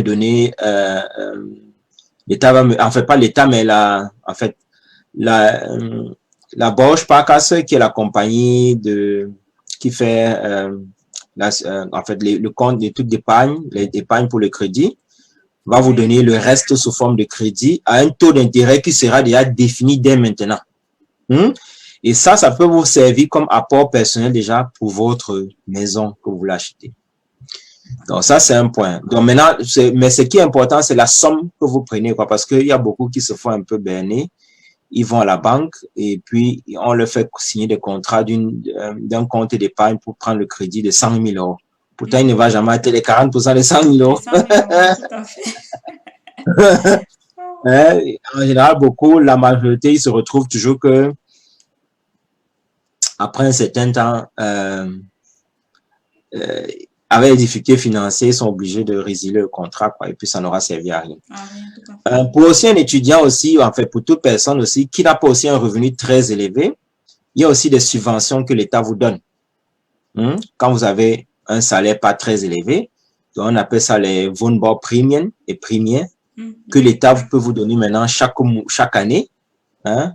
Bon, je crois que c'était quoi? Je crois que c'est 370 euros, je crois, par an, qu'on ajoute dans votre compte, dans ce que vous épargnez, quoi. Donc, c'est un peu ça. Et ça fait en sorte que votre cagnotte, après, imaginez, pendant toutes vos études, si vous avez mis peut-être un 25 euros, 50 euros de côté, quand même, quand vous commencez à travailler, vous pouvez déjà avoir un apport personnel Personnel, considérable c'est important. pour pouvoir déjà acheter un bien immobilier, quoi, sans être obligé de se faire financer sans apport. Il y a Bibi qui demande s'il est possible d'acheter un appartement et mettre directement dès l'achat au nom d'un enfant, de son enfant. Non, c'est pas possible. OK. L'enfant doit avoir 18 ans pour qu'on le fasse, quoi. Ah, d'accord.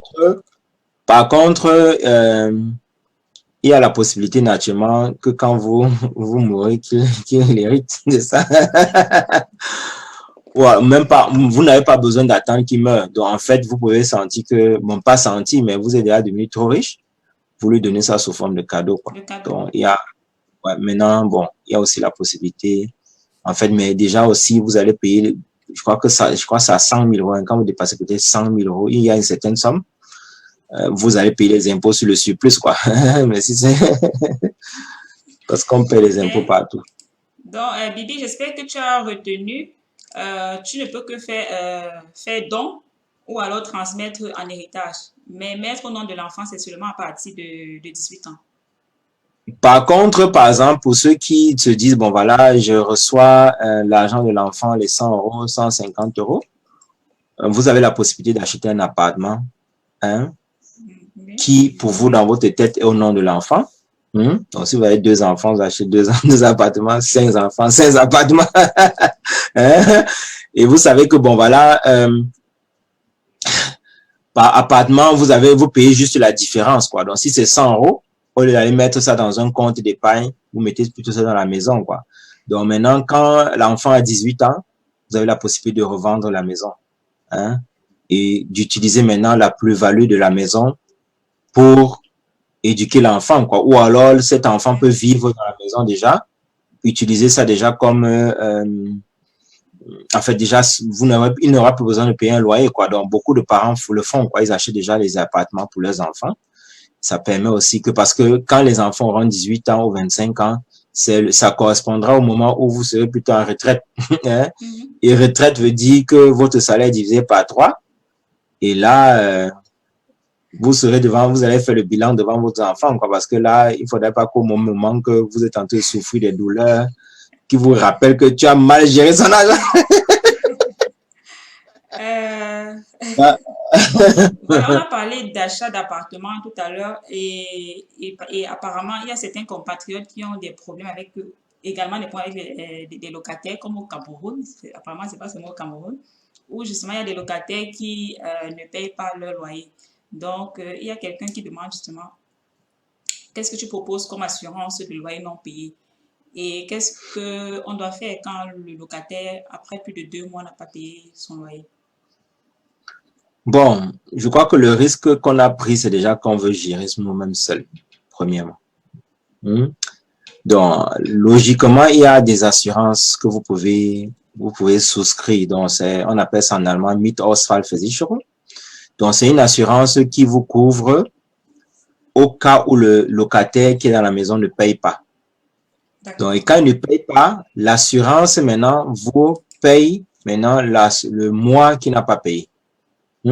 Donc, c'est une assurance qui coûte peut-être 120 € par an et vous êtes couvert peut-être pour, je crois, 10 000 € par an, quoi. Donc, ça couvre non seulement le fait que le locataire ne paye pas, mais en plus, ça couvre aussi le fait que même si le locataire part et il gâte la maison, donc on puisse en fait utiliser maintenant une partie d'argent pour faire les réparations. Donc, quand vous avez un appartement, par exemple, sur 10 ans ou, je sais pas, 15 ans que vous avez, en général, que 10 000 € est suffisant pour couvrir tout ce genre de difficultés, quoi.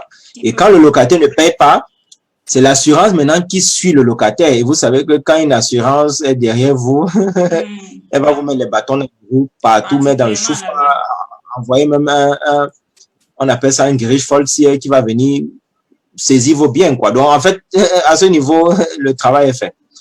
D'un autre côté aussi, vous pouvez vous assurer aussi d'une autre manière, c'est-à-dire que au lieu de vouloir toujours gérer vos locataires, vous prenez une compagnie où vous payez 25 € et c'est elle maintenant qui assure maintenant la gestion de vos loyers. Donc là, vous avez quelqu'un de professionnel et qui connaît les méthodes fortes qu'il faut utiliser pour pouvoir sortir. Parce que bon, en général, si vous avez aussi pour vous la possibilité d'avoir, par exemple aussi, une assurance par rapport aux avocats qui permet au cas où vous avez un problème financier, en fait, un problème où le locataire ne paye pas, que vous prenez un avocat pour le mettre dehors. Mais d'ailleurs, pour le mettre quelqu'un dehors, il y a une procédure. Hein? Donc déjà, on va lui devoir envoyer 2 lettres ou 3 lettres. Après ça, on lui donne un certain temps, 6 mois. Et quand il n'a pas payé, c'est là maintenant où on paye une entreprise pour venir saisir, en fait, pour venir bloquer la maison. Donc, mais ça, ce chemin est long. Entre-temps, il ne paye pas. Non seulement tu payes l'avocat, mais tu payes en plus de cela la différence du loyer qu'il devait payer. Et à certains moments, bon, je ne dirais pas peut-être pas ça ici, on peut aussi utiliser une manière forte comme au pays.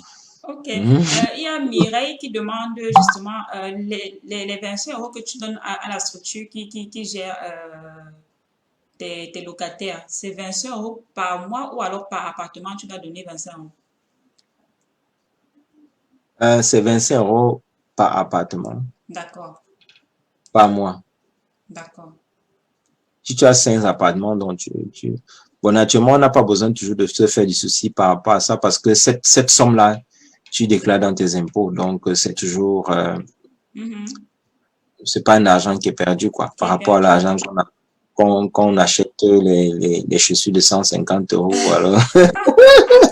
Ah, il faut faire attention parce que là, tu parles à une amoureuse des chaussures. Donc, vraiment, voilà, ne touche pas le domaine là.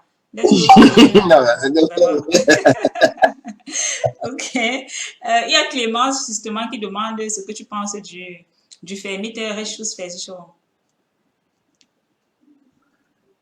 Vermieterrecht, ça coûte cher. D'accord. Ça coûte quand même très cher. Bon, il y a des alternatives par rapport à ça, c'est-à-dire de vous faire assurer. Et il y a la possibilité d'appartenir à des, comment on appelle ça? Il y a en allemand, on appelle ça Verein. Donc, dans votre région, c'est-à-dire qu'il y a un Verein, qui est une association de propriétaires. Cette association de propriétaires, en général, des avocats, ils ont des contrats qui sont solides Et maintenant, quand vous avez un problème contentieux avec le locataire, il peut déjà prendre les premiers, il peut vous faire déjà écrire les premières lettres, quoi, parce que l'avocat écrit seulement d'abord les lettres, hein. Tout à fait.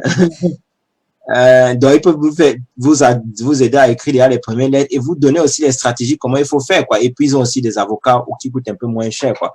Bon, c'est les alternatives qui peuvent exister au-delà de payer, en fait, une assurance qui est un peu chère, quoi. Bon, naturellement, si on a les moyens, pourquoi pas. D'accord. Ok, merci. J'espère que, voilà, j'ai oublié qui avait posé la question, désolé. Il y a tellement de questions qui arrivent. Je ne retiens pas tous les noms, ne m'en tenez pas à rigueur, s'il vous plaît. Voilà, quelqu'un d'autre a demandé quelles sont les subventions que l'État propose sur la retraite et sur l'immobilier. On peut profiter de quoi, justement, si on veut. Bon, sur la retraite, par rapport à la retraite, déjà en Allemagne, il y a des contrats d'assurance retraite que quand vos assurance retraite ou bien compte d'épargne pour investir dans l'immobilier, que vous pouvez souscrire. Bon, le nom c'est Rista. Bon, il faut choisir la bonne forme parce qu'il y a des formes qui sont un peu dangereuses, qui vous coûtent finalement plus cher. Ou l'État vous subventionne par enfant 300 €. D'accord. En fait, qui contribue, quoi. Donc, vous avez une contribution par mois que vous payez. Et maintenant, l'État ajoute, si vous avez cotisé 4% de votre salaire par an, elle vous aide à 300 € par enfant. Et vous aussi également, par personne qui a ce contrat, 154 €. Donc, juste pour calculer, si vous avez une famille de 2 enfants, donc vous allez avoir 154 € fois 2, plus 600 €. Donc, ça veut dire que vous cotisez maximum 2100 €. Donc, vous recevez de l'État 908 € et le reste, c'est votre contribution, quoi. Donc, si on veut en parler en termes de business, c'est un peu comme si vous avez mis 1000 et quelques euros et vous recevez 900 € chaque année, quoi, de l'État. Et naturellement, ça vous aide à rembourser le crédit rapidement, quoi.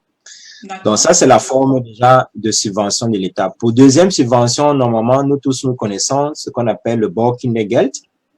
Donc, qui finit malheureusement à la fin de l'année. Donc, pour ceux qui n'ont pas encore pris la décision d'acheter les maisons, vous perdez énormément beaucoup d'argent. Je prends l'exemple de quelqu'un qui a 2 enfants dans la région de la Bavière. D'accord. Ne cite personne.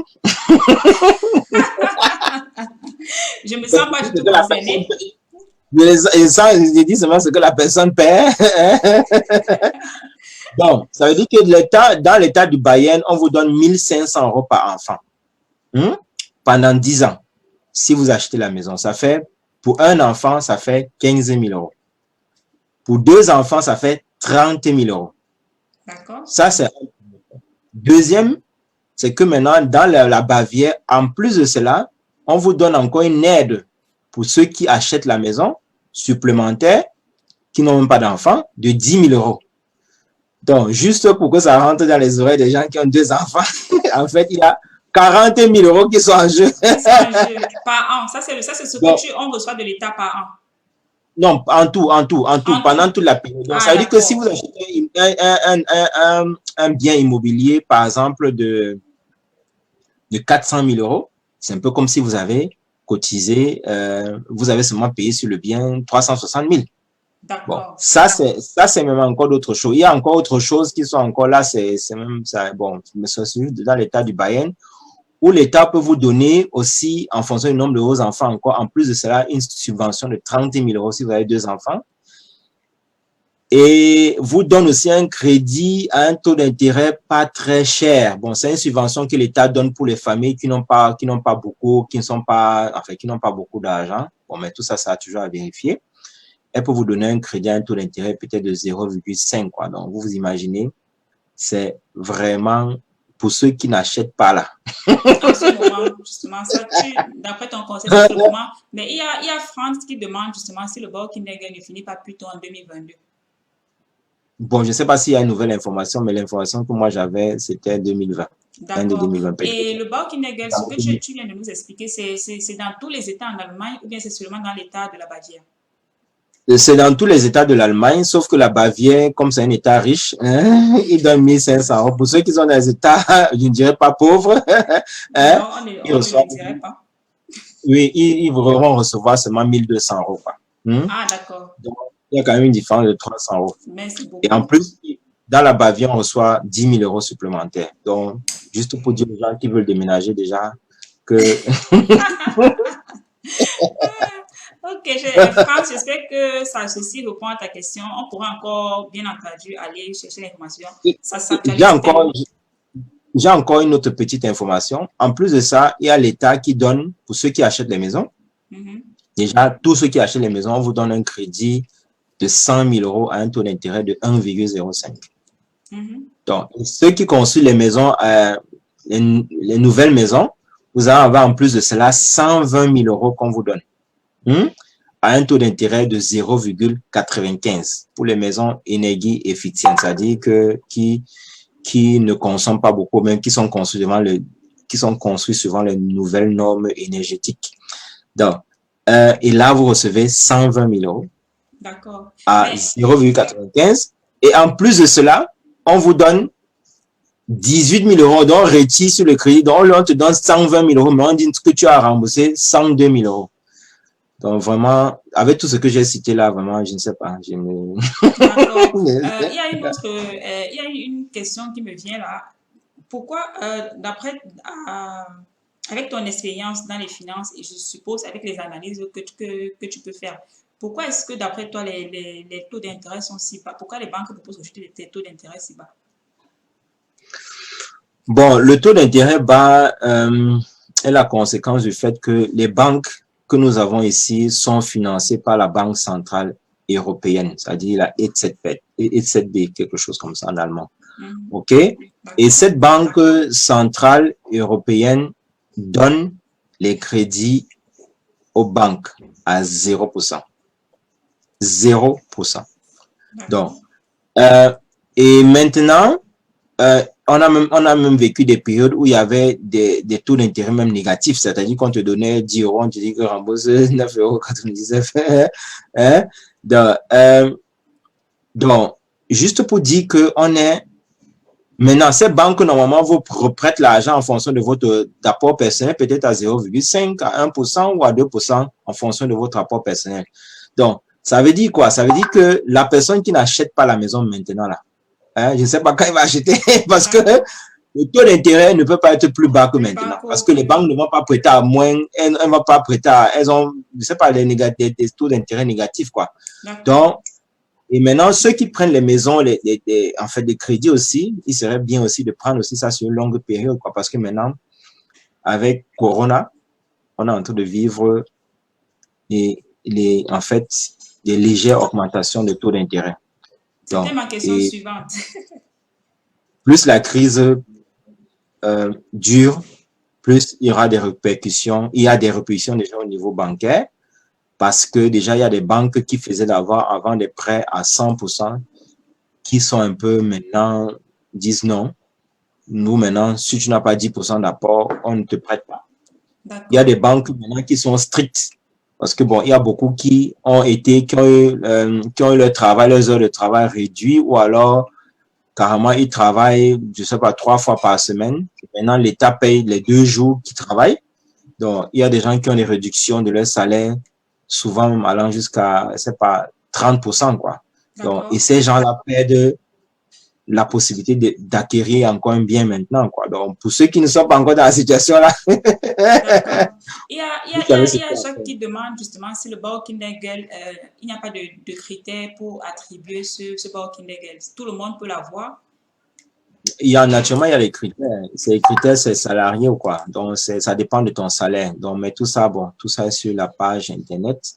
D'accord. De, bon, et puis bon, pour plus d'informations, on peut vous aider à vérifier si vous êtes dans, mais en général, même 2 personnes qui travaillent ingénieurs, ils ont ça. Donc, je crois pas que, bon, à moins que les deux soient managers, ce qui est difficile avec les enfants. Tout à fait.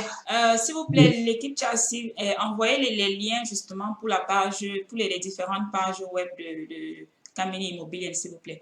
Donc, pour ceux, il y a tellement de questions qui arrivent. On ne pourra certainement pas répondre à toutes les questions aujourd'hui.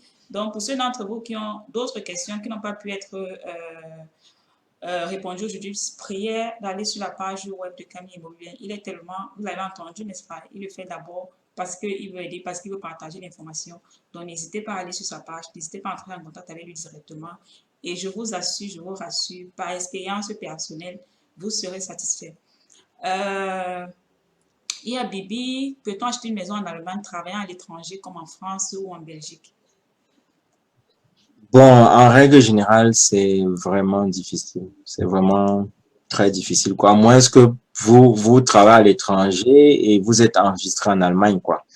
Donc, là, ça peut être possible, quoi. Mais c'est en général très difficile. D'accord. Ok, Bibi, j'espère que ceci répond à ta question. Il y a une autre chose qui nous a intrigué, qui m'a aussi intrigué. C'est quoi Incasso? Bon, Incasso, c'est une société de recouvrement. Donc, aussi simple que ça, quoi. Ça veut dire que moi, en tant que personne privée, je peux dire que bon, j'ai un ami là qui est assez têtu et depuis qu'il me doit l'argent, il ne veut rien faire, quoi. Donc, je prends cette société de recouvrement qui recouvre mes 5 000 euros qu'il a fui avec. Donc, maintenant, beaucoup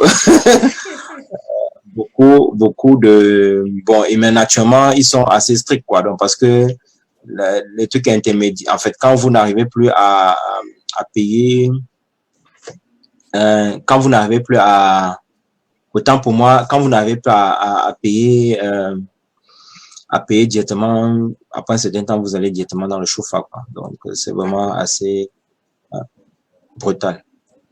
Ok, merci beaucoup. Il y a quelqu'un qui a demandé justement s'il est possible de racheter des actifs capital en langue quand on a déjà un bien immobilier. De racheter Les capitales en langue. Quand on a déjà des biens immobiliers, comment? Comme on a déjà un bien personnel ou comment? Tout à fait.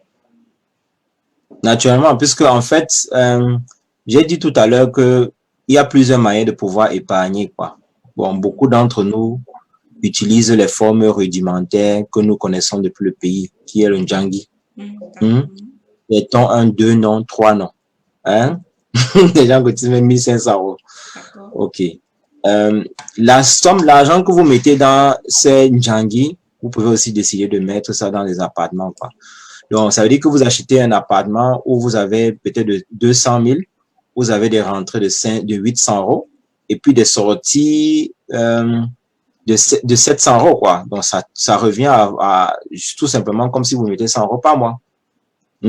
Donc, sous cette forme, vous pouvez acheter autant d'immobilier que, en fait, que la différence qui vous reste par mois vous permet, quoi. Donc, si vous achetez un immobilier aujourd'hui, vous avez 100 euros que vous payez. Le prochain immobilier que vous achetez, si vous avez plutôt un plus de 100 euros, vous revenez à zéro, non? Vous pouvez encore acheter. Donc, et c'est ce que les gens ne comprennent pas, que, mais comment le gars, si je l'ai vu hier, il avait seulement 1 et puis maintenant il se retrouve à 5. Donc, c'est vraiment un principe. Donc, malheureusement, on voit souvent ça comme des sujets tabous et tout porte à croire qu'on est entré dans la sorcellerie. Alors que c'est simplement le travail et un peu de jugeote, en quelque sorte. Voilà. Il y a une autre question justement sur les retraites. C'est quoi le risque rente? Quand est-ce que c'est rentable? Bon, le risque, bon, comme je vous ai dit, le risque, ça fait partie des subventions que l'État, en fait, la forme risque, c'est une des subventions que l'État donne, quoi. Donc, c'est un produit qu'on a créé. Pourquoi? On a constaté que en Allemagne, déjà, il y a une population vieillissante. Donc, ça veut dire que nous qui travaillons maintenant, nous ne sommes pas sûrs d'avoir notre retraite. Par conséquent, on a créé une retraite privée pour encourager les gens à mettre l'argent de côté. Donc, et il y a un produit qu'on appelle Rente. Donc, un peu, tu mets l'argent de côté. Et maintenant, cet argent de côté, maintenant, l'État, en fonction du nombre d'enfants que tu as, parce que tu crées des autres personnes qui vont cotiser pour d'autres personnes, l'État t'encourage en te donnant des subventions. 300 euros par enfant, 154 euros pour toi quand tu cotises le maximum de la somme qui est 2100 € que l'État demande. D'accord. Donc, ça, c'est la forme Riester-Rente. Maintenant, la forme Riester existe encore sous d'autres formes parce que l'État peut dire, OK, je ne veux pas, même si tu utilises cet argent pour aussi acheter une maison, c'est-à-dire prendre un crédit pour la maison dans la forme Bauspar, hein, contrat retraite, en fait, contrat d'épargne pour prendre un crédit, tu peux aussi avoir les mêmes subventions, quoi.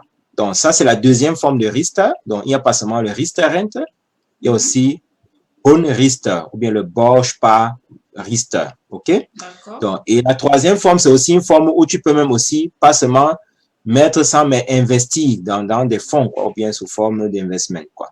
Et l'État aussi subventionne ça, mais c'est des produits qui sont certifiés par l'État, c'est pas n'importe quel produit. Naturellement, il faut faire attention au choix, parce que en fonction de la forme que vous choisissez, ça peut vous coûter très cher, vous pouvez perdre votre argent. Donc, D'accord. pas notamment la forme Riester-Rente. Ce n'est pas pour effrayer les gens, mais ça, il faut vraiment beaucoup réfléchir parce que en fonction du contrat que vous avez, les frais que vous payez pour le compte pendant tout le contrat sont très élevés, si bien que, en fait, après 10 ans, vous risquerez même pas avoir la somme que vous avez cotisée. Donc, c'est pour cela que, bon, s'il y a des questions, on peut vous accompagner là-dedans sur le choix ou la forme, quoi. D'accord. Il y a France qui a encore posé une question sur l'immobilier, justement. Est-ce que Kamini Immobilier accompagne dans l'achat d'un bien immobilier locatif ou c'est plus l'académie? Ou alors vous êtes plus dirigé sur l'académie de la formation? Non, comme j'ai dit, il y a 3 structures chaque structure a un objectif bien précis. Kamini Immobilier, c'est Rhein Business, c'est-à-dire on vend, on finance. Maintenant, il y a le côté d'expérience dans le domaine finance où on a une plateforme où vous pouvez aller, que ce soit, vous voulez un contrat, un crédit de consommation, vous voulez changer de numéro de compte courant, vous voulez changer votre téléphone DSL. Donc, en fait, tout ça, on a des produits là-bas, vous pouvez faire. Donc, on a une plateforme un peu comme Tech24. Donc, c'est la même chose, sauf que c'est Kamini qui est derrière. Et maintenant, il y a Kamini Academy, qui est Rhein Formation et Information. Donc, c'est le côté social. Ça, c'est bien dit. Ok, j'espère que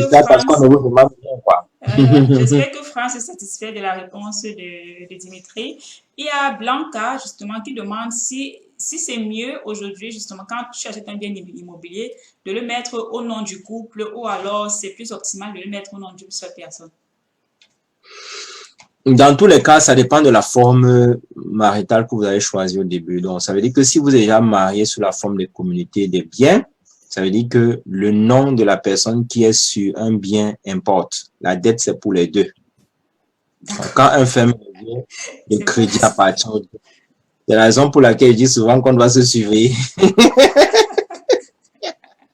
Parce que si l'autre prend quelque chose par derrière, pensant qu'il fait pour lui, et que ça tombe, maintenant que tu ne savais pas, dès qu'il tombe, la banque dit OK, mes condoléances, mais après ça, on te dit que bon, on dit que bon, on a appris que ton mari est mort, ta femme. Après, on dit que bon, voilà, après 2 semaines, on t'appelle, on dit que OK, bon, voilà, on fait comment avec les contrats. Donc, c'est pour la raison pour laquelle ça n'appartient pas à une personne, donc chacun doit s'informer et comprendre, quoi, parce que ce n'est pas le côté de la femme ou de l'homme. Donc, chacun doit comprendre et s'investir à savoir parce que c'est dans l'intérêt commun, quoi. En tout, au cas où vous avez naturellement signé la communauté des biens. Merci Dimitri, tu réponds tellement bien aux questions ce soir. Il y a des personnes justement qui nous ont aussi écrit du Cameroun. Qu'en est-il justement du Cameroun? Est-ce que tu es présent également au Cameroun? Est-ce qu'il y a des subventions de l'État que tu connais au Cameroun comme ici en Allemagne?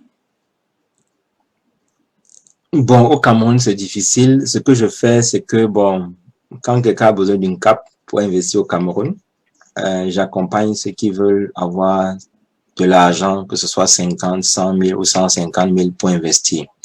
Actuellement, j'accompagne aussi dans les conseils financiers, quoi, parce que les finances, c'est dans tout le monde entier, quoi. Donc, il n'y a pas un pays où on ne donne pas les conseils. Tout à fait. Parce que, le conseiller financier est là pour un homme, quoi. Donc, pour aider le client ou bien la personne à gérer ses finances. Tout à fait. Et ça, c'est du moment où il commence déjà en tant qu'enfant jusqu'à sa mort. Hein? Donc, le conseiller financier est là pour ça, quoi, en fait. Donc, maintenant, au Cameroun, on a quand même des contacts, mais ce n'est pas facile. D'accord, je pense qu'on a compris. Mais Je pense qu'on a on a des compris. contacts quand même, mais on ne veut pas dire qu'on met notre main au feu pour certaines choses, donc on peut juste accompagner. Puis, D'accord. Il y a Zaviera, justement, qui demande également si les enfants remboursent les dettes des parents s'ils ne sont plus là. également, naturellement, puisque, oui, en fait, il y a ce qu'on appelle les ayants de droit, quoi. Ça veut dire que dès que vous n'êtes plus là, on divise, quoi. On dit, OK, bon, la femme a tel pourcentage, les enfants tel pourcentage. C'est tout de bien, quoi. Et maintenant, à vous de vous débrouiller comment ça va être géré, quoi. Si on va revendre ou ainsi de suite, quoi. Donc, c'est comme ça se passe en Allemagne, quoi. D'accord. Mm-hmm. J'espère que ceci répond à ta question, Zaviera. Merci beaucoup. Tu as parlé tout à l'heure de Corona, justement. Aujourd'hui, avec Corona, il y a tellement de personnes qui sont inquiets, justement, par rapport à leurs différents investissements immobiliers, sur comment l'économie va aller dans l'année prochaine, dans 2, 3, 4 ans, si ça va cracher complètement ou pas. Les gens sont inquiets. Comment se protéger aujourd'hui? Est-ce que c'est idéal maintenant d'investir? Est-ce qu'il faut attendre? Qu'est-ce que tu en penses? Bon, naturellement, investir, on ne doit pas arrêter parce que c'est une vie. Corona va arriver, la mort va arriver, il y a tellement d'éléments dans la vie, un accident. Donc, en fait, ça ne doit pas arrêter. Au contraire, on doit savoir que ce genre d'occasion, comme Corona, c'est le moment des bonnes opportunités. Il faut pouvoir savoir saisir cette opportunité. D'accord. Au meilleur moment et savoir aussi mesurer le risque, quoi. Donc, c'est en général la raison pour laquelle c'est pouvoir mieux, parce que bon, si vous avez un appartement que vous achetez et que le locataire, vous payez seulement 100 € chaque mois en plus, vous pouvez dire que c'est couvert par exemple par l'argent de l'enfant. Hein? Ça veut dire que même si vous perdez votre maison actuelle, l'État va toujours payer l'argent des enfants qui est 184 €, quoi, ou 90 €, hein? 204 €, hein? Qui fait que ce sera toujours assuré, quoi. Donc, il y aura toujours l'argent pour ça. D'accord. Donc, en fait, parce que d'une manière ou d'une autre, on sort un argent, quoi, mais et on doit savoir aussi que, en fait, le meilleur investissement que l'homme peut faire dans la vie, c'est pour lui-même. Donc, quand vous investissez dans l'immobilier, c'est pour vous, c'est pour votre progéniture. Et je crois que là-dedans, il n'y a pas de compromis à faire. Mais en fait, c'est par contre, c'est le contraire qui se passe. On ne peut pas acheter la Audi qui coûte 31 000 €. Là, on n'a pas de problème. On ne se soucie pas que Corona peut venir. On ne se pose pas la question qu'on a celle de l'échec. Ça pourrait être un autre sujet à débat. Bon, il y a Cyril qui demande s'il est possible de prendre un prêt immobilier avec un prêt déjà existant. Donc, si tu as déjà une dette qui est là, est-ce que c'est possible pour toi justement de prendre un autre prêt pour un bien? Naturellement, je crois que c'est possible. Tout ça dépend, c'est le cas par cas. Donc, en fonction du prêt que vous avez immobilier, on peut réévaluer la valeur de votre maison. Et en fonction de l'augmentation de la valeur de la maison, on peut vous réattribuer un autre crédit, quoi. Donc, c'est la même chose comme, bon, j'ai pris l'exemple de la dernière fois, vous allez dans la tontine des riches pères bamileke. Donc, quand ils veulent prêter l'argent, qu'est-ce qu'ils font? Ils vont prendre le titre foncier qu'ils avaient à la maison qui coûte 1 milliard. OK? Il vient déposer sur la table, il dit qu'il veut 500 millions. Hein? C'est ça, non? On lui donne les 500 millions, non? Hein? Et il va, à un temps, il fait un tour en Chine. Et avec les 500 millions, il te reproduit 1 500 000. Il vient te rembourser ça avec un taux d'intérêt même de 50% sans se gêner. Il a ses 750 millions. Hein? Donc, c'est la même chose quand vous investissez dans l'immobilier, quoi. Donc, plus ça prend de la valeur, plus cet argent qui évolue, en fait, cette plus-value, vous pouvez la réutiliser, hein, et fait même que le locataire qui est là-dedans rembourse même pour vous, quoi. Donc, en fait, c'est des stratégies. Bon, tout ça, c'est comme je dis, c'est le cas par cas, hein, c'est à étudier. Et nous, on a déjà accompagné beaucoup de clients là-dedans. Donc, qui ont même utilisé cet argent même pour investir au Cameroun. Donc, il y a plusieurs formes. On sait quoi. Cyril, j'espère que, voilà, Dimitri a pu répondre à ta question. Comme je disais tantôt, il y a des questions qui arrivent vraiment. On ne peut pas tout suivre, donc veuillez m'en excuser. On s'est rendu compte qu'aujourd'hui, Kamini Immobilier a une présence assez réduite sur les réseaux sociaux. Il y a une raison à cela? Bon, la raison, c'est qu'on est déjà connu. Et bon, justement, on est en train de former la relève. Donc, c'est juste un appel à chacun qui pense qu'il peut apprendre, comprendre et puis aussi pouvoir nous représenter partout. Donc, on est justement sur c'est une de nos préoccupations maintenant, quoi. Comment pouvoir desservir toute l'Allemagne et pouvoir apporter ces informations très importantes qui peuvent, je dirais, changer la vie, hein, pas changer avec la parole biblique, mais changer la vie. C'est justement, c'est ce que c'est beaucoup de dessus je personnes. voudrais rebondir parce que tu as dit au départ justement que quand tu commences cette activité, c'est surtout pour partager l'information avec tes frères. Et aujourd'hui, on se rend compte que les jeunes, leur présence est sur les réseaux sociaux. C'est le nouveau monde en quelque sorte, justement. Est-ce que ce serait pas temps pour Kamini Immobilier d'augmenter sa présence sur ces réseaux sociaux pour être plus près de ces jeunes, pour leur donner ces informations qui sont importantes pour eux? Oui, naturellement, on est en train de travailler sur ça, c'est-à-dire plus tard, création d'une chaîne YouTube pour que l'information soit là, récurrente à chaque moment, où on n'aura pas besoin toujours d'attendre les lives pour pouvoir s'exprimer. Les gens peuvent suivre les informations. Donc, on est en train de travailler sur ça. Donc, c'est toujours des projets qui nous tiennent à cœur parce que, bon, à un certain moment, on souhaiterait aussi en fait, que l'information aille de bouche à oreille, quoi, pour que, bon, vous n'ayez pas dit que non, c'est parce que je ne savais pas que. Tout à fait. Tout à fait. Donc, que justement, l'information arrive là où elle doit arriver. Ouais, exact. Et on peut s'attendre à ce que ceci se produise dans combien de temps environ? Les jeunes peuvent s'attendre à voir Kamini Immobilier un peu plus sur les réseaux sociaux à partir de quand?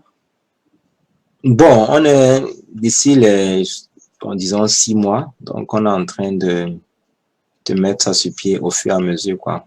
Et même aussi dans Kamini Immobilier, on a aussi un département online marketing. Donc, qui pourra couvrir vraiment de manière efficace la communauté, quoi. Donc, c'est un projet on travaille sur ça depuis. Donc, c'est pour dire que si on a un département qui fait essentiellement ça, ça veut dire que on travaille vraiment sur ça. Merci beaucoup, Dimitri. Merci d'avoir été là aujourd'hui. On a pris plus de temps que prévu. En réalité, le direct doit durer 1 heure, mais ça fait déjà 2 heures qu'on est là avec toi, vraiment. Merci de ta disponibilité. Mais avant que je ne te laisse partir, je voulais te poser une dernière question pour les abonnés également. Je pense que tu as eu une petite expérience avec Chassis Event. J'aimerais que tu partages avec nos abonnés ton retour d'expérience sur la façon dont Chassis Event travaille. Bon, je voudrais vraiment féliciter l'œuvre de Chassis Event. Merci. Vraiment au niveau de la communication, la manière professionnelle de travailler. Aussi au niveau des questionnaires, la manière de préparer aussi les événements. C'est vraiment assez professionnel. Ça montre déjà qu'il y a vraiment un engouement là-dedans, quoi. Et pour essayer d'aider les entrepreneurs qui ne se traouennent pas, qui ne se font pas confiance de se faire connaître, vraiment d'avoir cette possibilité parce qu'on n'a pas tout le temps pour faire ce genre de choses en général. Et c'est toujours bienvenu quand on a des gens qui peuvent vraiment faire ce travail vraiment à respecter, quoi.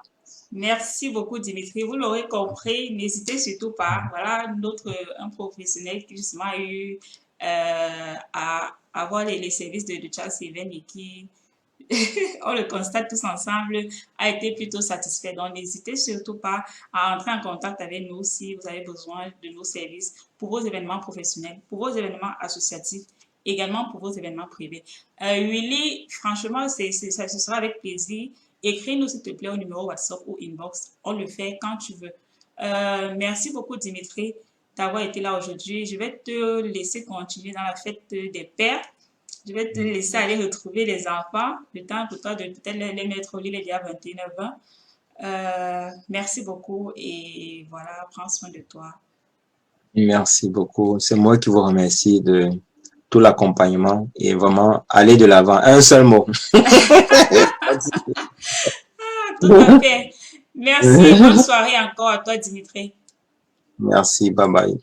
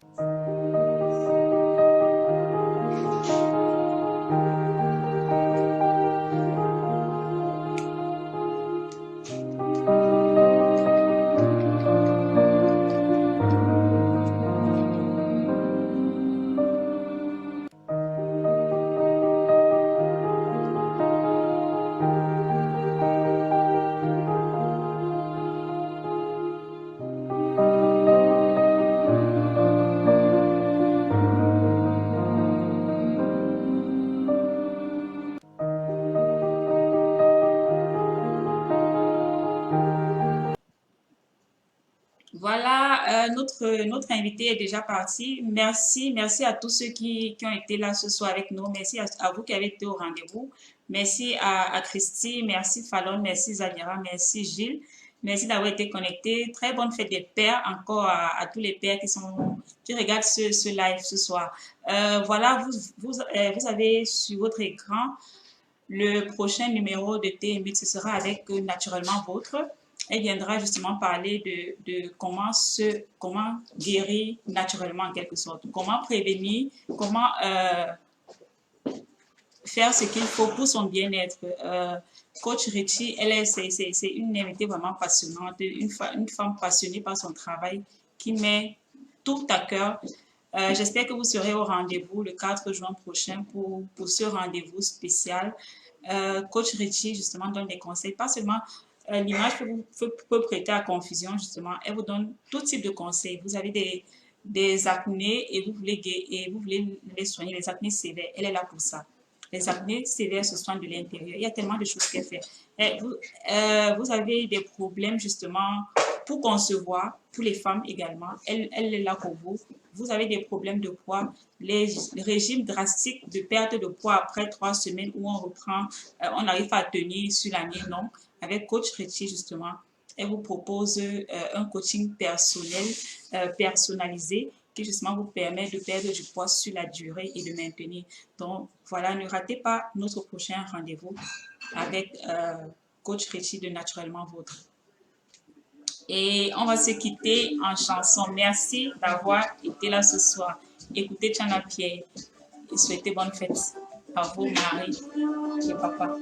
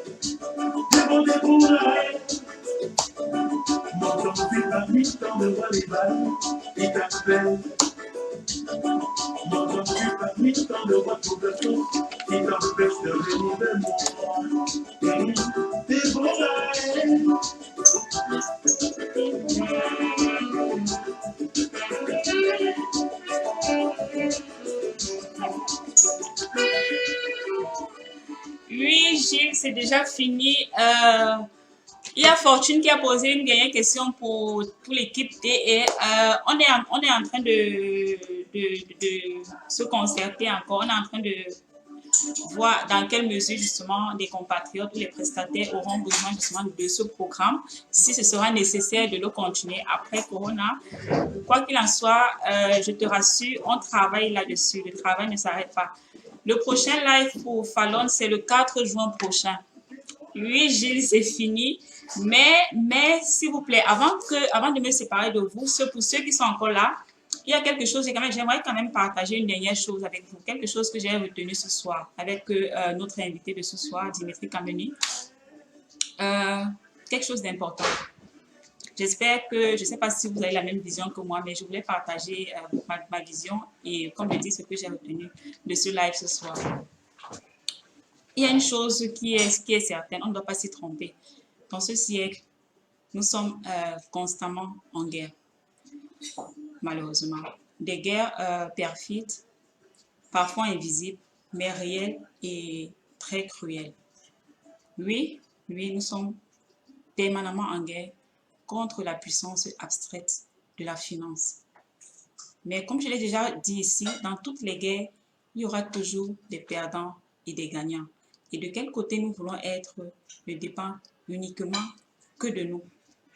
Alors soyons ensemble des gagnants et pensons à l'avenir, plus précisément à l'avenir de nos finances pour éviter de tomber dans l'abîme. Mais toujours gardons à l'esprit que notre avenir ne pourra et ne sera plus doux que si et seulement si nous employons le temps présent comme il faut. Si nous employons le temps présent à bon escient. Par conséquent, je vous prie, n'hésitez surtout pas à vous tourner vers des professionnels comme notre invité de ce soir. N'hésitez surtout pas à vous tourner vers des professionnels comme Kameni Immobilier qui, grâce à leur expérience et à leur expertise, sauront vous guider et vous éviter ainsi certaines erreurs et voilà quoi, certains pièges qui peuvent être fatals. Donc voilà ce que moi j'ai retenu ce soir. Vous pouvez également partager avec nous ce que vous avez retenu. Je voulais encore vous dire merci infiniment d'avoir suivi ce live ce soir. Rodrigue, rassure-toi, la vidéo ne sera pas supprimée autant pour moi. Vous pouvez toujours la regarder sur notre page Facebook et également sur notre page YouTube. Voilà. Merci encore à tous qui avaient été là ce soir. Merci Fortune et voilà, bonne fête des pères encore. On se dit donc rendez-vous le 4 juin prochain. Soyez au rendez-vous, ce sera vraiment passionnant, ce sera intéressant. Vous ne le regretterez pas. Il n'est jamais trop tard. Il n'est jamais trop tard. Mes copains sont bien logés.